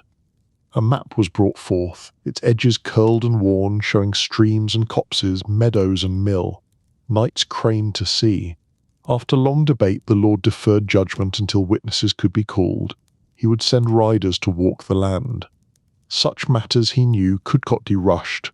Lines drawn in haste have a talent for becoming battlefields. All this while the hall hummed with quiet life. Dogs nosed through the rushes for crumbs, the original auditors. Pages ran messages to the kitchens for bread and ale to refresh the company. Now and then a servant stoked the fire, sending sparks whirling into the smoky light, tiny suns petitioning the rafters. Outside the windows the mist lifted, showing a bright cold sky. Bells rang again from the chapel, marking the passage of the morning time filing its report. At last the steward tapped his staff and called the final cases. A pair of young men came to swear fealty, kneeling before the Lord with hands clasped. The chaplain blessed their oaths, the lady smiled gently as each rose, new vassals bound by promise ambition's favourite knot. Then came a travelling minstrel to ask leave to perform at the evening meal. The Lord granted it with a nod, and the hall relaxed, glad for the promise of song after such sober hours. Policy pairs well with melody. When the last petitioner had gone, the Lord stood. The men-at-arms struck their halberds once upon the floor, a sharp echo that silenced the hall. Nothing persuades quiet like metal hitting stone. The chaplain spoke a short prayer, commending the judgments given and asking for wisdom in their keeping. Then the Lord descended the dais and left through the side passage to his private chambers, the lady following with a glance backward at the assembled household, one last stitch to keep the day from unravelling. Slowly the tension drained from the room. The steward gathered his scrolls and keys, speaking quietly with the scribe. Men-at-arms returned to their posts on the walls. Courtiers clustered to discuss the morning's decisions, editing events into anecdotes at remarkable speed. The great hall, so solemn moments before, shifted again toward ordinary life. Soon servants would bring trestle tables back for the noon meal. Soon the clang of dishes and chatter of pages would replace the hush of judgment-proof that governance, like appetite, keeps regular hours. But for a time the air still held the weight of what had passed. Here in this hall, under banners faded by smoke and years, lives had been shaped. Fields secured, taxes lifted, punishments given, oaths sworn. The Lord's power had shown itself not in sword alone, but in measured word. In justice seen and heard by all, spectacle has its uses, fairness more low. The lady's quiet counsel and the chaplain's grave advice had tempered it, and the steward's records would make it lasting, ink doing what steel cannot. Outside the great doors the petitioners dispersed, some relieved, some muttering, some smiling through tears. They crossed the drawbridge into the cold bright day, returning to farms and shops with news to share. Word of the court's rulings would spread by evening, carried in taverns and market stalls, shaping the life of the lands around the castle, policy travelling at the speed of bread and ale. Inside, the hall breathed again. Smoke curled from the hearth, mingling with the scents of rushes and tallow. A boy swept away footprints from the morning's crowd. A dog stretched and yawned in the warmth, a professional in the field of morale. Soon this place would echo with laughter and music, with the clatter of trenchers and the hum of feast. But just now it was still, and in that stillness the memory of justice lingered like the fading echo of a bell, quiet, exact, and impossible to pretend you didn't hear. Deep within the castle's thick walls, far from the laughter of the great hall and the warmth of the kitchens, lay the armory. Its door was of oak banded with iron, worn smooth where countless hands had pushed it open. Apparently no one trusts a gentle knock when steel is involved. Beyond, the air was cool and dry, heavy with the scent of oiled leather and steel.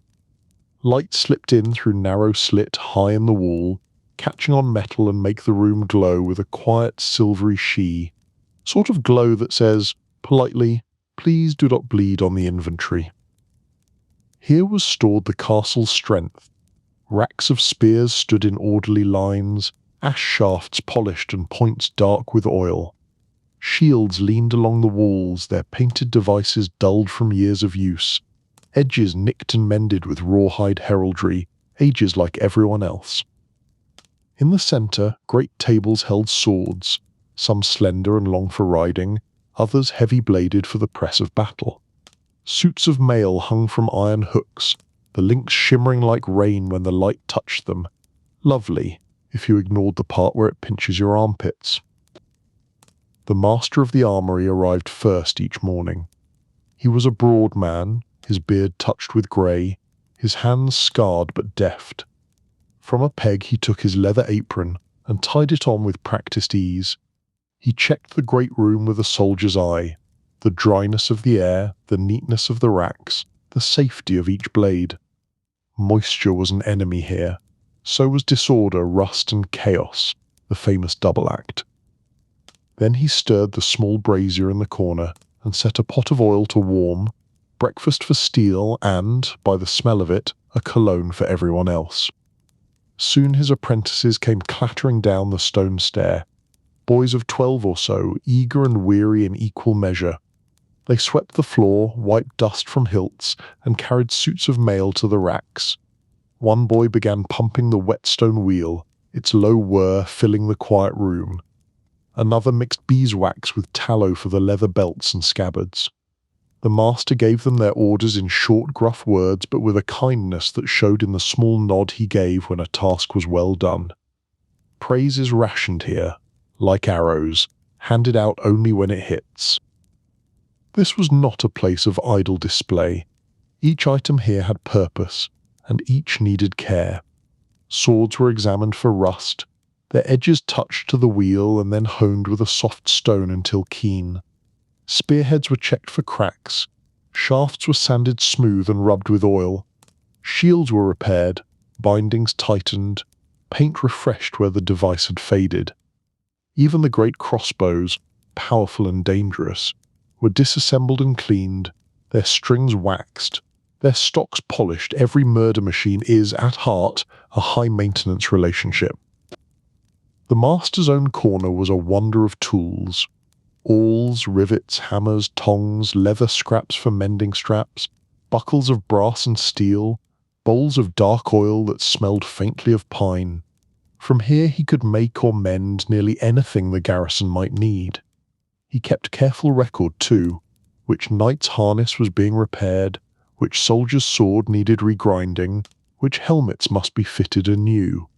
His ledger, though plain, was as important as any blade.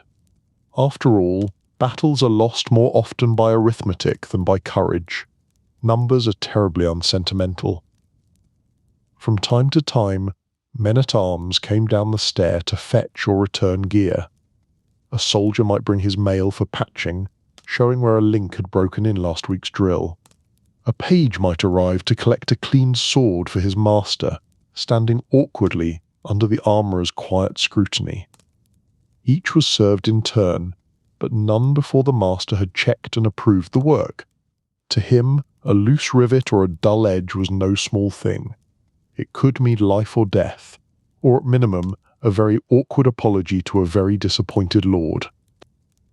As the morning passed, the room rang with soft music of craft, the rasp of files, the whisper of cloth on steel, the slow rhythmic thump of a hammer closing a rivet.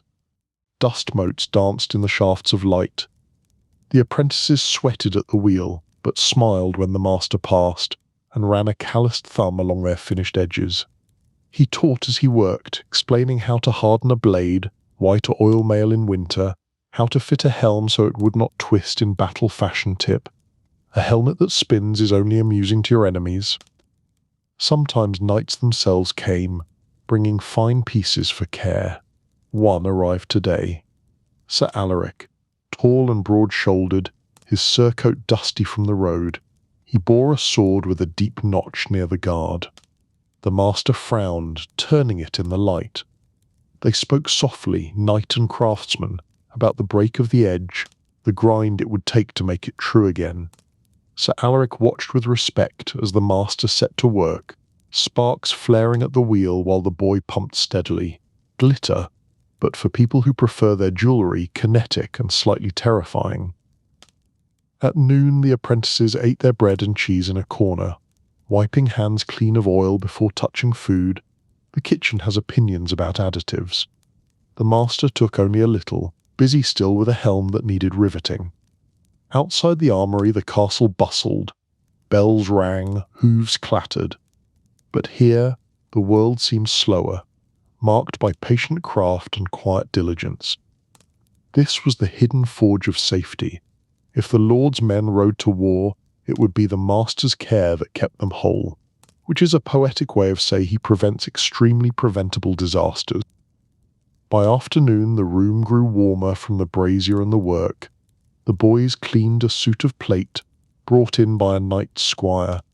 Breastplate, backplate, vambraces, greaves. Each piece was rubbed with vinegar and salt to lift spots of rust, then polished to a deep, cold shine. The master checked every strap, every buckle, testing with firm hands until satisfied. He showed the boys how to lace the pieces in proper order, teaching them the craft that kept warriors safe beneath their shining shells, knighthood. 40% courage, 60% buckles. A messenger arrived late in the day with a request from the steward. A patrol must ride tomorrow at dawn, and their gear must be ready. The master nodded and went to the racks. He chose spears of sound ash and straight grain, selected a bundle of stout crossbows, and oversaw the stringing himself. Arrows were counted, their heads checked for sharpness and secure binding. Helmets were pulled from shelves and lined up neatly, each with its strap strong and clean, because dawn has a habit of revealing every shortcut you took after dusk. As evening drew on, the day's repairs were done. Swords gleamed on their racks, shields were stacked with painted faces freshened, mail hung oiled and whole. The apprentices swept the floor, gathering fallen filings of steel and stray bits of leather. The master closed his ledger with a thump, and wiped his hands on a rag black with years of work. He looked around the armory once more, eyes sharp, and nodded in quiet approval, the rare smile allotted to a room that won't try to kill anyone today. Before the fires in the great hall blazed for supper, knights and men-at-arms came again to collect their gear. Some laughed and joked as they strapped on swords, others were quiet, testing an edge with thumb or the swing of a wrist. Each left with gear secure, owing silent thanks to the patient hands that had made it ready. The master watched them go. Pride hidden but strong beneath his calm glory tends to stand in the sunlight, but competence keeps the door from falling off its hinges. When the last had departed and the room was still, the apprentices banked the brazier and hung up aprons. The light had turned soft and gold through the high slit. The master walked once around the room, touching a shield here, a helm there, as if to bless his charges. Then he shut the heavy door and turned the great iron key. Outside, the castle feasted and laughed. Inside, the armory lay quiet, its strength sleeping but ready for whatever the morrow might bring, which, historically, is rarely embroidery. At the very edge of the castle's outer wall stood the Gatehouse, a squat, powerful tower built to watch the world beyond. Its great oak doors, bound with iron, were the mouth of the castle, and not the smiling kind. Here, every traveller, merchant and pilgrim passed. Here, guards kept wary eyes on the road, and watchmen called to one another across battlements. The gatehouse was both welcome and warning, a threshold where peace could turn to defence in the beat of a heart faster if you forget your papers. Before dawn the watch changed. The night guards, stiff with cold, stamped their boots on the stone as they waited for relief. Above, in the narrow chamber of the upper gate, a brazier burned low, casting a red glow on faces shadowed by helms fashioned to intimidating and coincidentally terrible for peripheral vision. Down below, a sleepy porter unlocked the wicket door, a small man-sized opening within the great gate, so that the day guard could file out. They came yawning and laughing softly, cloaks wrapped tight, spears glinting faintly in the dim light, which is the medieval version of coffee. The sergeant of the gate arrived next, a weathered man with sharp eyes. He examined the hinges and bolts, checked the drawbridge chains, and thumped the great oak doors with the butt of his spear to hear their solid heart. The door passed its physical. Then he unlocked the winch house, its gears and ropes creaked, as the portcullis, an iron-toothed grille, was hauled slowly upward. The sound rang deep and heavy. echoing through the cold stone the castle's morning yawn. Beyond, the outer road was empty but for morning mist curling in low folds, doing its best to look mysterious. The gatehouse itself was a small world. On one side stood the guardroom, a long low chamber with benches, weapons racks and a small hearth where a pot of broth simmered for the men, seasoned liberally with smoke and gossip. Here they played dice on quiet hours, or mended straps, or sharpened spearheads on whetstones. On the other side lay the porter's room, crowded with keys, ledgers, and the great horns used to sound alarm music but for emergencies. Stairs wound up to the parapet, where lookouts scanned the horizon with the kind of focus usually reserved for spotting rain at harvest. As dawn brightened, the day's work began. Merchants arrived first, their carts piled with barrels and bales. Each halted before the bridge while the sergeant strode out, demanding tolls and inspecting goods. Wheels rumbled across the timbers as the drawbridge groaned under weight, a helpful reminder that wood also has feelings. Some merchants complained at the fee, others paid readily, eager to sell within the safety of the walls. A clerk sat nearby, tallying coin and writing the names of those who passed, because memory is noble until it forgets who owes what. Soon came villagers with eggs and butter, woodcutters with carts of faggots, shepherds driving small flocks to market. The guards inspected for weapons and smuggled goods, though kindly enough to the familiar faces, nobody wants to arrest someone's aunt over a hidden sausage. Children ran ahead, waving to the men on the wall. Dogs sniffed at baskets and wagons, but were shooed off with gentle kicks. The gatehouse was stern, but it was also the rhythm of ordinary life, a place where the castle and its people met and mutually decided to keep civilization going for one more day. From time to time a stranger appeared, and the tone sharpened. One morning it was a wandering minstrel with lute on his back. The sergeant questioned him carefully before allowing him through. The song about taxes was, regrettably, not requested. Another day came a party of armed men in a lord's livery, not known to the garrison. The portcullis stayed down while messengers were sent to the keep. Only when permission returned from within were the strangers admitted, their swords peace-bound with cords of leather, fashionably inconvenient. The gatehouse was ready for war, as well as welcome. Above the arch hung murder holes, dark and silent now, but ready to pour boiling water or stones if ever enemies broke the bridge. Customer service policies vary by circumstance. On the battlements stood great cauldrons for pitch, racks for bows and crossbows, barrels of stones.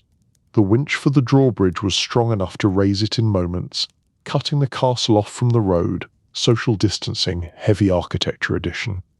The men drilled each week, the chains groaning as the bridge swung up and the portcullis dropped with a clang that said, quite clearly, "Office hours are over." At midday the guards ate their pottage in shifts, some remaining at watch while others sat by the hearth. Dice rattled on the table, one man mended his boots, another told tales of the forest road, all strictly accurate if you ignore the parts that weren't. The sergeant walked the parapet, scanning the horizon for dust clouds that might mean riders. Sometimes a messenger would gallop in, blowing horn and waving writs. The portcullis would rise just high enough to admit him before slamming shut again, like a very punctual jaw. The life of the gate was half boredom, half sudden alarm, and entirely allergic to complacency. One afternoon brought such alarm. A cart approached too fast, driven by men who did not halt when hailed. The sergeant roared a command. The guards braced spears. The portcullis rattled down halfway before the cart stopped in a cloud of dust. Words flew, weapons bristled. Then, slowly, tempers cooled. The men proved to be panicked peasants fleeing bandits, and they were let through with warning to slow next time speed limits, not officially posted, universally enforced. Still, the moment left the hall tense, the men's hands tight on spear shafts long after, adrenaline lingers, that's its hobby. Toward evening, travellers trickled in, seeking safety before the gates shut for the night.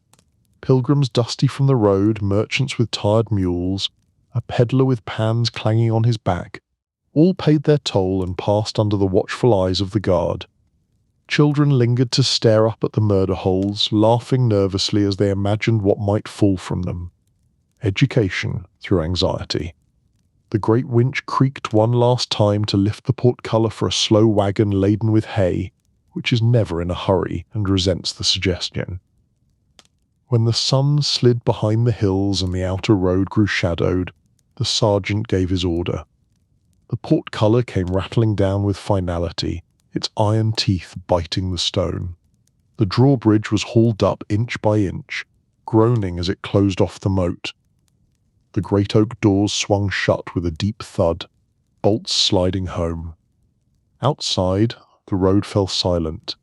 Inside, the gatehouse was a fortress, the architectural equivalent of a firm handshake that does not let go. Night duty began. The guardroom fire was built high, and the men drew lots for the parapet watch. Some wrapped in cloaks and went up to pace the walls, eyes sharp for lanterns or torchlight beyond. Others stayed below, listening for knocks on the postern door or horns from the countryside. The porter trimmed the lanterns along the passage so that any intruder would be well lit. Hospitality, but make it tactical. The sergeant, as ever, made his rounds with quiet, sharp steps. Yet even in weariness there was peace. The gatehouse was old and strong, and its men knew their craft. They shared stories to pass the long hours, of sieges past, of tricks to test a merchant's honesty, of ghosts said to haunt the deep archway at midnight. Some believed, some laughed, but all listened, grateful for talk against the cold dark. The walls listened too, as walls do, and promised to keep their secrets until properly bribed with limewash. Toward midnight the wind rose, howling through arrow slits. The brazier flickered low, boots clattered softly as the watch changed again. Far below, the moat rippled in the dark, a silent black ring around the castle, looking innocent and tasting of regret. Inside, the guardroom slept in turns, helmets beside them, spears propped within easy reach. Dreams here are practical. Sound hinges, a quiet horn, bread still warm at dawn. By the time first light crept pale and thin over the outer road, the gatehouse was ready to wake again. The night watch shook themselves free of sleep. The day guard arrived, stamping and yawning. The sergeant checked the chains and locks, satisfied with their soundness, music to a cautious soul. Then the drawbridge groaned downward, the portcullis rose, and the oak doors swung wide once more. The castle breathed out into the waking world, safe and strong behind its ancient teeth-polite smile restored, but do note the bite. At dawn, the castle's outer meadow lay silvered with dew, the grass bending under a thin veil of mist. All was quiet but for the clink of stakes and the low voices of men setting the day's stage. Nature's hush kindly rescheduled for spectacle. Soon this wide green would change from still pasture to roaring festival. Tournament field where knights would prove their skill and courage before lord and lady, merchant and peasant alike, and possibly a goose with strong opinions. Carpenters came first, hauling long timbers to build the tillyard. They hammered railings into place to divide the lists, the long narrow lane where knights would charge each other with lowered lances, because galloping point first at a friend is good sport. Canvas pavilions rose beyond, bright with the colours of noble houses, crimson lions, black stags, silver stars, subtlety not being the point of heraldry. Pages ran to and fro, pounding stakes and tying ropes, their breath white in the cold. By the time the first sun struck the field, the skeleton of the day's spectacle stood ready and frankly a little pleased with itself. Vendors arrived next, pushing carts heavy with wares. Bakers stacked pies and crusty bread. Brewers rolled barrels of ale. Tinkers unpacked knives and trinkets for sale. Just in case a spontaneous marketplace broke out, it would. The smell of roasting meat soon drifted across the damp grass as spits were set up near the edge of the meadow. Bright flags snapped in the rising breeze. A minstrel strummed a lute while waiting for the crowd, bravely rehearsing the ballad in which everyone tips handsomely. From the castle gate came the heralds, proud in tabards bearing the Lord's arms. They inspected the lists, tested the ropes, and barked orders to clear the way. Project management, but louder. With them rode the master of the games, tall and solemn, carrying a staff tipped with silver, the universal symbol for "I'm in charge, do as the stick says." He examined the rails, checked the ground for holes that might trip a horse, and nodded his approval. Then he ordered the banners raised, one for each knight who would ride, their colours bright against the pale morning sky, as if the weather might forget to be impressed. By mid-morning the field was alive. Farmers streamed in from the surrounding countryside, children perched on shoulders or tugging at skirts. Merchants claimed good places to watch, spreading blankets and unpacking baskets of food with the calm of people who know the best vantage point is also where the pies are. Ladies from nearby manors arrived in wagons, their servants bustling with stools and cushions. Trumpeters sounded testing calls, their notes bright and brassy across the open air, subtle hint, important things will occur. Then came the knights. One by one they rode down from the castle, splendid on their destriers. Mail gleamed where the sun struck. Surcoats of silk or wool showed each man's colours, because if you're going to be hit with a lance, you should at least look coordinated. Pages trotted behind with spare lances and shields. Helmets hung from saddles or were carried high by squires. Some knights waved to the crowd, to cheers and calls. Others rode silent, deep in thought, counting ribs and prayers in equal measure. The smell of horse and leather mingled with the sharp tang of oiled steel, the perfume of impending heroism. The lord and lady arrived last, seated on a raised wooden stand draped in cloth of gold, because gravity works but so does staging. With them came courtiers, heralds, and a company of musicians. As the trumpets sounded, the crowd rose to cheer, hats waving, children shrieking with delight. The lord stood and lifted a hand for silence. The herald stepped forward and called the opening of the games in a voice that carried across the whole field and likely into next week. The day began with the melee, a grand mock battle between teams of knights. Lances were set aside, swords blunted but still heavy were drawn, mock pain being notably similar to the usual kind. At a horn's blast, the two sides thundered together in a whirl of horses and shouting. Dust rose, bright against the morning light. The crowd gasped and roared as men clashed and circled, their helms shining, their banners whipping in the wind. Though play, it was no gentle game. More than one man would carry bruises home, trophies nobody hangs on the wall. After the melee, pages helped their masters back to the pavilions. Armour was loosened, sweat-wet linen changed, and horses rubbed down with straw, the only spa package available. Ale was brought, wounds were checked and bound if needed.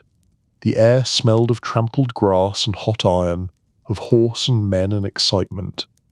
Meanwhile jugglers and minstrels entertained the crowd, and vendors sold meat pies and cups of spiced wine. Children ran laughing among the tents, wooden swords clacking in flawless imitation of poor life choices. Then came the joust, the heart of the tournament. The rail between the lists was checked once more, its ropes taut, its shields freshly hung. Stage fright is for people, not equipment. Heralds rode out, calling the names of the first pair of challengers. The crowd hushed, then roared as the knights took their places at either end of the long lane. Lances gleamed, shields were set, and banners rippled behind them, ready to be dramatic on demand. The trumpets sounded. Horses surged forward, pounding the ground with thunder. Dust flew as the two knights hurtled toward one another, lances level, eyes fixed through narrow visor slit, excellent for focus, terrible for peripheral regret. They struck with a crash like splitting oak. One lance shattered, splinters flying. The crowd gasped and then cheered wildly as the riders wheeled and raised their weapons in salute, which is how gentlemen apologize for trying to remove each other from horses. So it went. Bout after bout, knights charging, lances breaking, skill and strength tested before all. Some were unhorsed to tumble in the dirt, helped up by laughing squires. Others held fast in their saddles and saluted with grace. Each pass was announced by the heralds, each victor awarded points by the judges, mathematics bravely keeping up with chaos. Between bouts, the field rang with music and laughter, children climbing the rail for a better look, until a beadle shooed them back with the gentle authority of a man who has seen small fingers and large horses in the same sentence. At midday, the Lord's banner was raised for the pause of dinner. The knights dismounted and retired to their pavilions. The crowd feasted on bread, cheese, pies, and roast meats. Musicians played lively tunes while jugglers tossed bright balls high against the sky. Gravity remained supportive. Merchants called their wares, ribbons in knightly colours, badges of each noble house, sweets and sugared almonds. The air was warm now, the morning mist burned away, leaving a clear sky and a scent of grass, and horse-like summer had decided to attend in full dress. In the afternoon came the final tilts, the great challenges between the highest-ranked knights. The crowd grew hushed with excitement as each pair rode out. Horses shone with brushed coats. Armour glittered where polished the sunlight, doing its part as unpaid publicity. Some knights prayed softly before mounting, touching charms or tokens from loved ones. The lord and lady watched closely, their faces intent, as champions thundered down the lists, every heartbeat an argument between bravery and probability. One match drew breathless silence. Sir Alaric of the castle's own guard against a visiting lord famed for his strength. They lowered lances, their pages stepping back. Trumpets sounded once, twice, and they charged. The impact was fierce. Both swayed but held their seats. A second pass, another clash, splinters flying. On the third, Sir Alaric struck true. His opponent reeled and fell, thudding to the earth with a crash that silenced all, no commentary needed. Then the crowd erupted, cheering and waving banners as Alaric circled, saluting both his foe and his lord. Etiquette triumphing, as usual, immediately after violence. When the last bout was done, the heralds proclaimed the victors. Prizes were brought forth, a golden circlet, a fine falcon, a purse of silver, none of which would mend a dented rib, but still nice. The lord presented them with solemn words. The lady tied ribbons to their arms, tokens of honour that also matched the pavilions beautifully. Cheers rolled across the field like thunder. Children waved pennants and clapped their wooden swords together in delight, blissfully confident they too would one day survive physics. As the sun lowered, the mood shifted toward feast and song. Knights retired to strip their heavy armour, rubbing weary shoulders and laughing over the day's hits and misses, the misses being funnier. The field emptied slowly as vendors packed their goods and peasants drifted back to their villages, chattering about the bouts they had seen. Pages loaded carts with broken lances and battered shields, today's glory, tomorrow's kindling and repairs. Only the carpenters lingered to tend the lists, pulling ropes and gathering fallen timbers, already thinking about the next miracle that won't fall over. By twilight the meadow lay quiet again, though trampled and littered with splinters. A few banners still hung limp in the cooling breeze. The pavilions were coming down one by one. Even spectacle must mind the tent pegs. From the castle came music, drifting faintly across the evening air. The victor's feast had begun in the great hall, bright with laughter and song. The tournament field, for all its glory, was but a stage. Its true tale now continued in the warmth of the castle above, where knives are mostly used to meet. When darkness fell, the last of the watchmen crossed the empty ground, lantern swinging. He paused once to look back at the rails and the wide, quiet meadow, imagining the roar and thunder that had filled it only hours ago, memory doing embroidery on fact. Then he climbed the hill to the Gatehouse, and the tournament field slept under stars, ready to wake again someday to the clash of lances and the cheer of the crowd, because history, like the herald, loves an encore. The great hall wakes like a stage before a play. Torches wait unlit, their resin-sweet heads wrapped in linen. Fresh boards ride trestles from door to dais. Hands test their steadiness, wedges tapped until the rattle stills. Someone shakes a tapestry and the woven deer leap again. Summer rivers flash, winter hounds give silent tongue. Servants sweep the rushes in long strokes and scatter sweet herbs, marjoram, meadowsweet, tansy, so the first footfalls bruise them into scent. The high windows hold a smeared pearl of morning. The hearth keeps last night's heart under ash, patient for the poker. In the kitchen yard, fires are kindled in shallow clay-lined pits. Spits crouch above them like little bridges, iron gleaming, chains ready to tick and whisper. The cook walks among her fires with a spoon that has ruled more hours than some lords, tapping, tasting, noting by nose what lesser minds would weigh. She tests a roast with pinch and glance, instructs a boy to baste as if rain must never quite reach the ground, and sets a girl to turning pies so their bottoms will be bold and not shy. A cauldron of cameline sauce leans towards simmer. Green sauce waits cool in the shade. A boy crushes pepper until the air pricks. The steward appears with his tablets and his measured calm. He counts platters and cups, lays pewter for common tables, reserves silver for the high board, and a single gilded ewer because the lady likes its weight. He lifts a goblet, finds the last cloud of tarnish, and rubs it clear with vinegar and salt. He marks trenchers cut from yesterday's loaves and sends a basket for more to the village bakehouse, 1 dozen for the hall, 6 for the almoner, 4 for the watch. He presses each knife to his thumb and chooses which will carve and which will serve. Carts arrive from garden and field.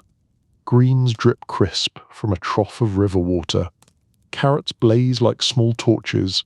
Onions crackle paper dry, their roots still tasting of soil. Leeks stand in ranks, white shins clean, green banners high. A honeycomb shines in a wooden frame, hexagon holding a small windowed summer. The gardener stands proud and lets others do the talking. His hands speak better, stained with sap and soil. Someone tips a basket of apples onto a cloth, and the hall fills with a remembered orchard. A boy from the river brings fish laid on wet moss, trout with constellations still on their skin, grayling like the underside of rain, a brace of eels coiling at the edge of patience. He names the pool where each was taken, and the alder that leans there. He accepts a heel of bread and a cup of small ale, and bows to the cook as if she were the river's sister. She hides a smile, cooks enjoy being honoured as kin to good water, and slips him a sprig of fennel to chew on the walk home. Inside the hall the trestles gain cloth, then bowls, then knives set blade inward out of respect. A sprig of green sits at each place. Not luxury, invitation. Candlesticks are placed down the long run like mileposts of light yet to be lit. Minstrels in the gallery tune quietly, seeking a key that to be heard while food is chewed. The drum tests a heartbeat's soft thrum. The steward tests a bench by sitting. The bench approves and keeps its counsel. A page chalks a discreet cross or a loose flagstone, so the serving line won't stumble it twice. The hearth finds its voice. Sparks leap like minnows. Logs settle to a geometry the spit boy understands. Roasts come in with a brief parade of steam, skins shining like lacquered dusk. Pies arrive with brave lids, vented with leaves and hearts. A seamstress of pastry seals a leek with 2 pinches and a kiss of egg. A cauldron of pottage, a whole weather of barley, carrots, leeks and bits of ham, settles on a sideboard where spoons learn the taste before bowls commit. Platters of fruit shine like a small orchard at harvest. A dish of nuts and salt waits for idle hands and talk. The hall smells like a farmer's pride dressed for court. The steward walks his river of table one last time. Salt is within reach.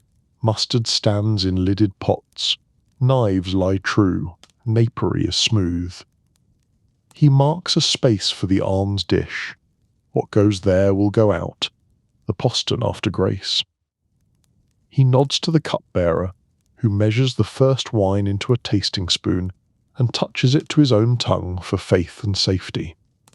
Guests arrive in waves, tenants in good boots with clean faces, neighbours who helped with hay, travellers caught by luck and told to stay, the reeve and his book, the miller smelling faintly of flour, the glover with hands like soft bark. High table gathers the household with room left for those who worked hardest this week, 2 dairymaids, a huntsman, the smith's eldest. The lord and lady enter last, not for pride but for pattern, and greet the kitchen with a bow before any other. The cook bows in return with flower on her sleeve and sovereignty in her gaze. Grace is spoken without argument. Bread is broken into as many hands as it can reach. The first loaf's heel goes to the almoner's dish. Bowls take the journey from pot to mouth, with the right sort of patience, the way a river chooses to carry silt. The hall settles into the music of eating, spoons tapping bowls, knives whispering through crusts, a murmur like bees who have agreed on the direction of a field. A child gasps quietly at the sweet bite of stewed pear, and no one shushes delight. Stories ride the steam. A man at the third table tells of a sheep who refused a bridge and saved 6 souls by insisting on another ford. He swears the wool was a map. The hall votes to believe the story, and that makes it true. The minstrel catches its shape and tucks it into a refrain for later. Talk arcs from weather to rumour to a strange pilgrim seen at the west gate, back to whether the black sow will farrow early. The steward watches for trouble and for hunger hiding behind shyness. He sees a woman who has outreached twice and arranges a plate of roast and greens to appear by her elbow as if the table itself had grown generous. He sees 2 boys nudge too hard and places between them a dish of pickles that demands cooperation. They pass it back and forth until their elbows learn truce. He angles a platter so the lame man at the aisle can carve without twisting. Quiet justice is the steward's art. Second courses roll like a soft tide, a rabbit pie singing thyme and juniper, roots roasted with honey until they shine, onions baked in their skins collapsing into sweetness, a custard that trembles and then stands brave, a bowl of berries with cream that looks like a cloud let down from its labour. There is a dish of peas for those who fast, and for the children a plate of apple fritters sugared at the last. Cups lift not for boasting but for thanks, to the field, the river, the fire, the hands. Between courses, small marvels. A salt cellar shaped like a ship glides the high table and returns with a tiny cargo of laughter. A page carries a warm hand basin and towel to the lady, and then to all who wish. Citrus peel in the water, extravagant scent like sun kept in a cupboard. A blind harper takes one tune to its end and folds another inside it. Feet under tables tap without malice. The Lord rises and thanks the fields by name, and the hands by number, and the ovens by temper. He names the bridge that was mended, the hedge that was laid, the child born, the illness survived. He invites a song of bridges, ferries, and roads that return people safely. The minstrel chooses a tune that keeps its feet on the floor, and everyone hums without meaning to.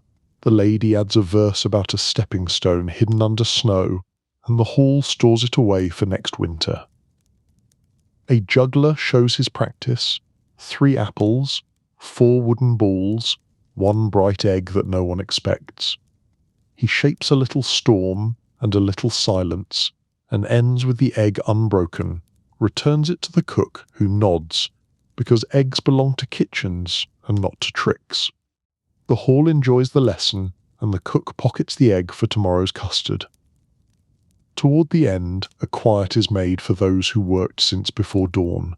The steward sets a table near the door with the best of what remains, choice cuts, the deep gravy, the crispest root, the last custard spared. The kitchen crew enters with shy steps and full smiles, sleeves rolled, hair escaped from kerchiefs, hands scrubbed to pink. The hall rises as for a passing procession. They sit and eat with the satisfaction of tools that know they were used well, and the noise of pleasure is small but honest. Trenchers are gathered, bones go to a pail for broth, scraps go to a pail for pigs, crusts soaked in gravy go to the almoner's bag for the poor at the gate. The floor is swept and herbs scattered once more, so tomorrow will remember sweetness when the first foot crosses. The cupbearer rinses each goblet and upends it to dry. The knife boy oils the carving blades and wraps them in cloth. The steward checks the tally against his tablet and smiles at the rare good match between intention and outcome. The last light leaves the braziers, and the tapestries drink the shadows until the bore in the weaving looks like a hill again. The steward closes his book and thanks the bench again because gratitude wears well. The cook walks her fires, banks them with a practiced hand that can tell by sound when a coal is safe. She lifts the egg, the juggler returned, and sets it by tomorrow's cream. The last cup is washed and set upside down to dry, so dust will not own it. Night breathes through the empty hall, echoes roost on beams like birds that have flown enough. The hearth keeps a red eye open. Outside, the gate creaks once and settles. Inside, the tables remember elbows and laughter the way a field remembers feet. Tomorrow will bring another table, or another hunger harvest dinner, poor men's meal, a quiet nooning for travellers, but the hall is ready for both. Its boards have learned the grammar of plenty and of sharing, and its air keeps the tune that teaches hands to pass rather than hoard. Before the first bell of dawn rang across the courtyard, the castle kitchen was already awake. Its walls of thick stone held the night's chill like a memory, but inside, a dozen small fires glowed where embers had been banked beneath ash. The air was scented with smoke, yeast, and damp herbs. Faint light pushed through horn-paned windows still drowsy with frost. Soon this quiet hum would become a roaring, bustling heart of labour, but for now it stirred like some great creature waking, stretching its limbs in sparks and steam. A scullion crept in first, barefoot and silent, to rouse the embers. He carried a bellows patched with waxed leather and coaxed each heap of coals until shy tongues of flame licked upward. He fed them splinters and then faggots, building the long, patient heat a kitchen needs. Behind him came the undercooks, yawning into their sleeves, shrugging off cloaks and pulling on stained linen aprons burnished by years of grease and flour. Without a word they set about the morning, lifting black-bellied pots from hooks, hauling buckets from the courtyard pump, unwrapping loaves baked in the night's deep hours. The great hearth, wide enough to roast an ox, shivered into brightness as the first logs caught sparks, rose to the suited vault like a brief swarm of fireflies. On the central boards, candlelight flickered over the day's first tasks. A boy sliced onions and leeks, his knife whispering against the grain. A girl bruised garlic and parsley in a heavy mortar, stone thudding with a steady, mothering rhythm. Barrels were pried open to reveal salt fish stowed in brine. Wheels of cheese were unbandaged, their rinds oiled and sound. Sacks of oats, barley, and einkorn were shouldered to the pottage cauldron that hung higher than a man's head on its iron chain. A pot of yesterday's broth stood to one side, its translucent fat cap lifted away, ready to feed today's gravy and soup. The chief cook entered then, tall and grave, a leather baldric slung with knives, skimmers, and tasting spoons. His arrival was quiet but commanding, talk folded down like a closed book as he crossed to the table. He lifted a ladle to taste the broth, nodded once, and the kitchen sprang wider into motion. Orders went out like measured drumbeats, trenchers to be cut for the household, porridge to be sweetened with honey for the Lord's board, eggs to be boiled soft for the ladies' breaking of fast, small beer brought from the buttery for the guards. He inspected herbs, tasting here, sniffing there, his face unreadable but keen. With 2 fingers he cast away a withered sprig, and with a thin smile he set aside a perfect bunch of marjoram for the evening's fish. From the outer rooms came the steady traffic of supply. The pantry boy trundled in cabbages tight as fists, carrots washed in yesterday's meltwater, parsnips, turnips, and a curly heap of kale still wearing the field's frost. From the buttery came small kegs of ale and slimmer casks of wine. From the larder, the breath of winter itself drifted in cold, iron-sweet haunches of venison, sides of boar, and a braided choir of sausages hung to dry. The dairymaid arrived with shallow pans of cream and a jug capped in linen. Last night's milk settled to curds under the hearth's sleepy heat. Knives sang against whetstones, sparks hopping like flea. The air grew warmer, fragrant, alive. Breakfast was the kitchen's first hard current. For the servants and guards, trencher slices of coarse rye, steaming bowls of pottage brightened with onion and a nut of butter, soft cheese, mugs of small ale. Houseboys bore the trays away at a trot, weaving past dogs with a practised knee. For the lord and lady, manchet bread white and fine, fresh butter rolled and stamped, soft-boiled eggs in pewter salts, pears stewed with cinnamon in a spoon of wine, thin ham shaved from last month's smoke. The cook himself nested these on a salver, fussing the last fig to a better angle, rasping a crust with sugar to glisten in the firelight before he nodded it away under a page's careful hands. When the morning board was cleared, the kitchen turned to its greater labours. The steward had sent word the hunt would return by noon. At night there would be a feast. That meant carcasses to dress and ovens to keep at a steady, sovereign heat. In the larder the boar hung, bled and stiff. 2 men worked the hide loose, one cutting, one pulling, the thick skin coming away like a door from its hinges. A haunch of venison was rubbed with salt and laid in a trough with wine, vinegar and herbs. A boy pricked holes for the marinade to run and laughed when the cook cuffed him for humming. On the feather-strewn bench the geese came clean under practised hands, soft white drifting down to cling to aprons and lashes. Pin feathers were singed to a sweet stink that rose and vanished in the smoke. One corner belonged to the bakehouse crew. Their brick ovens, already hot from the long night, breathed gentle dragon's breath. Dough lay in mellowed heaps, its surface blistered with tiny bubbles. The bakers turned and knocked it down, folded and rolled, shaped it into loaves with quick, tender palms. Long peels slipped the shaped bread into the glowing maw. A whisper, a hiss, and the fragrance of baking lifted like prayer. On the bench beside them pies took form, venison shoulder in a dark, juniper-scented gravy, boar and apple, eel with parsley and wine held in a coffin crust thick enough to travel. Sweet apple tarts for the high table, their tops pricked with little hearts. An apprentice brushed each lid with egg yolk, another pinched fluted edges and tucked a sprig of rosemary just so. Across the passage the pastry and sweetmeats bench ruled its own small kingdom. Almonds were ground to paste with a drizzle of rose water, pressed through cloth into white milk for custards. Honey warmed with walnuts and a whisper of ginger until it drew a thread from the testing nail.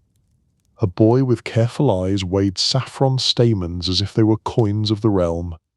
Another scraped a nut of mace across a breadboard, releasing a scent that made old scullions sigh. Marchpane figures took shape under nimble fingers, birds, beasts, a tiny castle for the subtlety, painted with plant colours and glossed with sugar water that shone like ice. By midday the kitchen had become a weather of its own, a dry wind of heat from the main hearth, eddies of steam from cauldrons, sudden showers of sparks when a log was set down too hard, a thunder of cleavers, the rain-on-stone hiss of quenching. Knives flashed silver and went dark again, fish scales shone like coins then vanished under the blade. Herbs fell like confetti. Onions made boys tear and curse and laugh at one another's red eyes.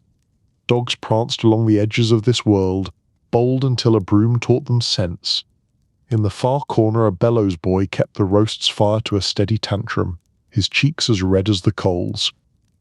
The huntsman came in a spatter of mud and triumph, carrying rabbits, pheasants, a brace of hare, and most prized, a red deer taken clean. The cook clapped the master of hounds on the shoulder. The steward counted under his breath. Then the work surged.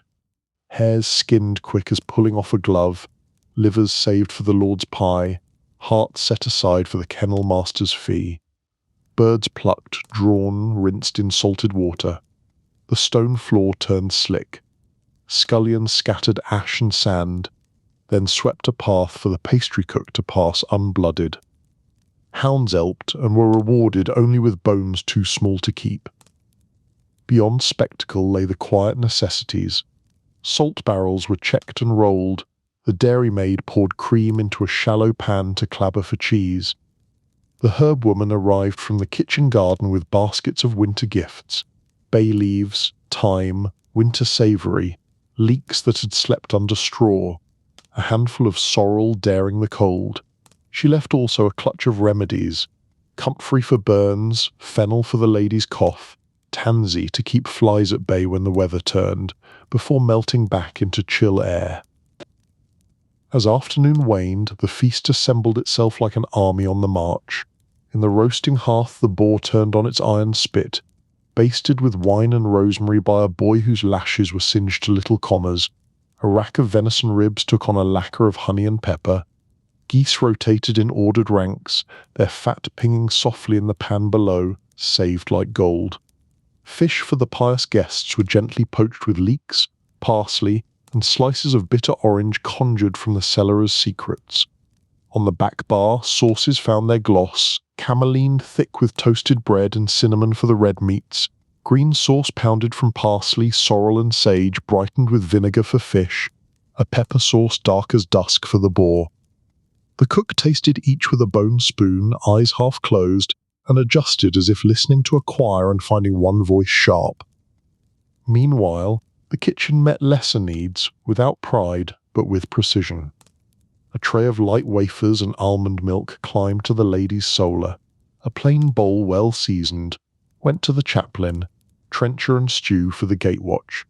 A rice pottage for the lord's elderly aunt who found meat hard to manage. The cook kept tally in his head, tapping his knife against the board when someone tried to claim twice. Between the main hearth and the bake ovens stood the scullery kingdom of hot water, sand, ash, and raw knuckles.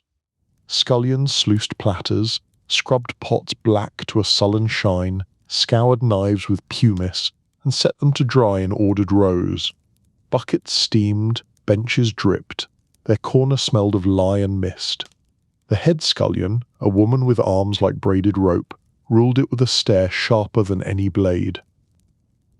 The steward's bell rang from the screen's passage. The high table was set.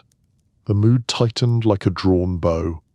Platters took their places on the staging boards. Boar with an apple grinning in its jaws. Venison carved in fans. Whole trout glazed with an eye of oil. Pigeons in pastry. Cabbages chopped and buttered. Carrots glossed with honey. Trenchers stacked like coins. The subtlety stood ready. A marchpane castle with banners of candied peel. A peacock roasted and redressed in its own jewel-feathered skin, head lifted proud, gilded beak gleaming.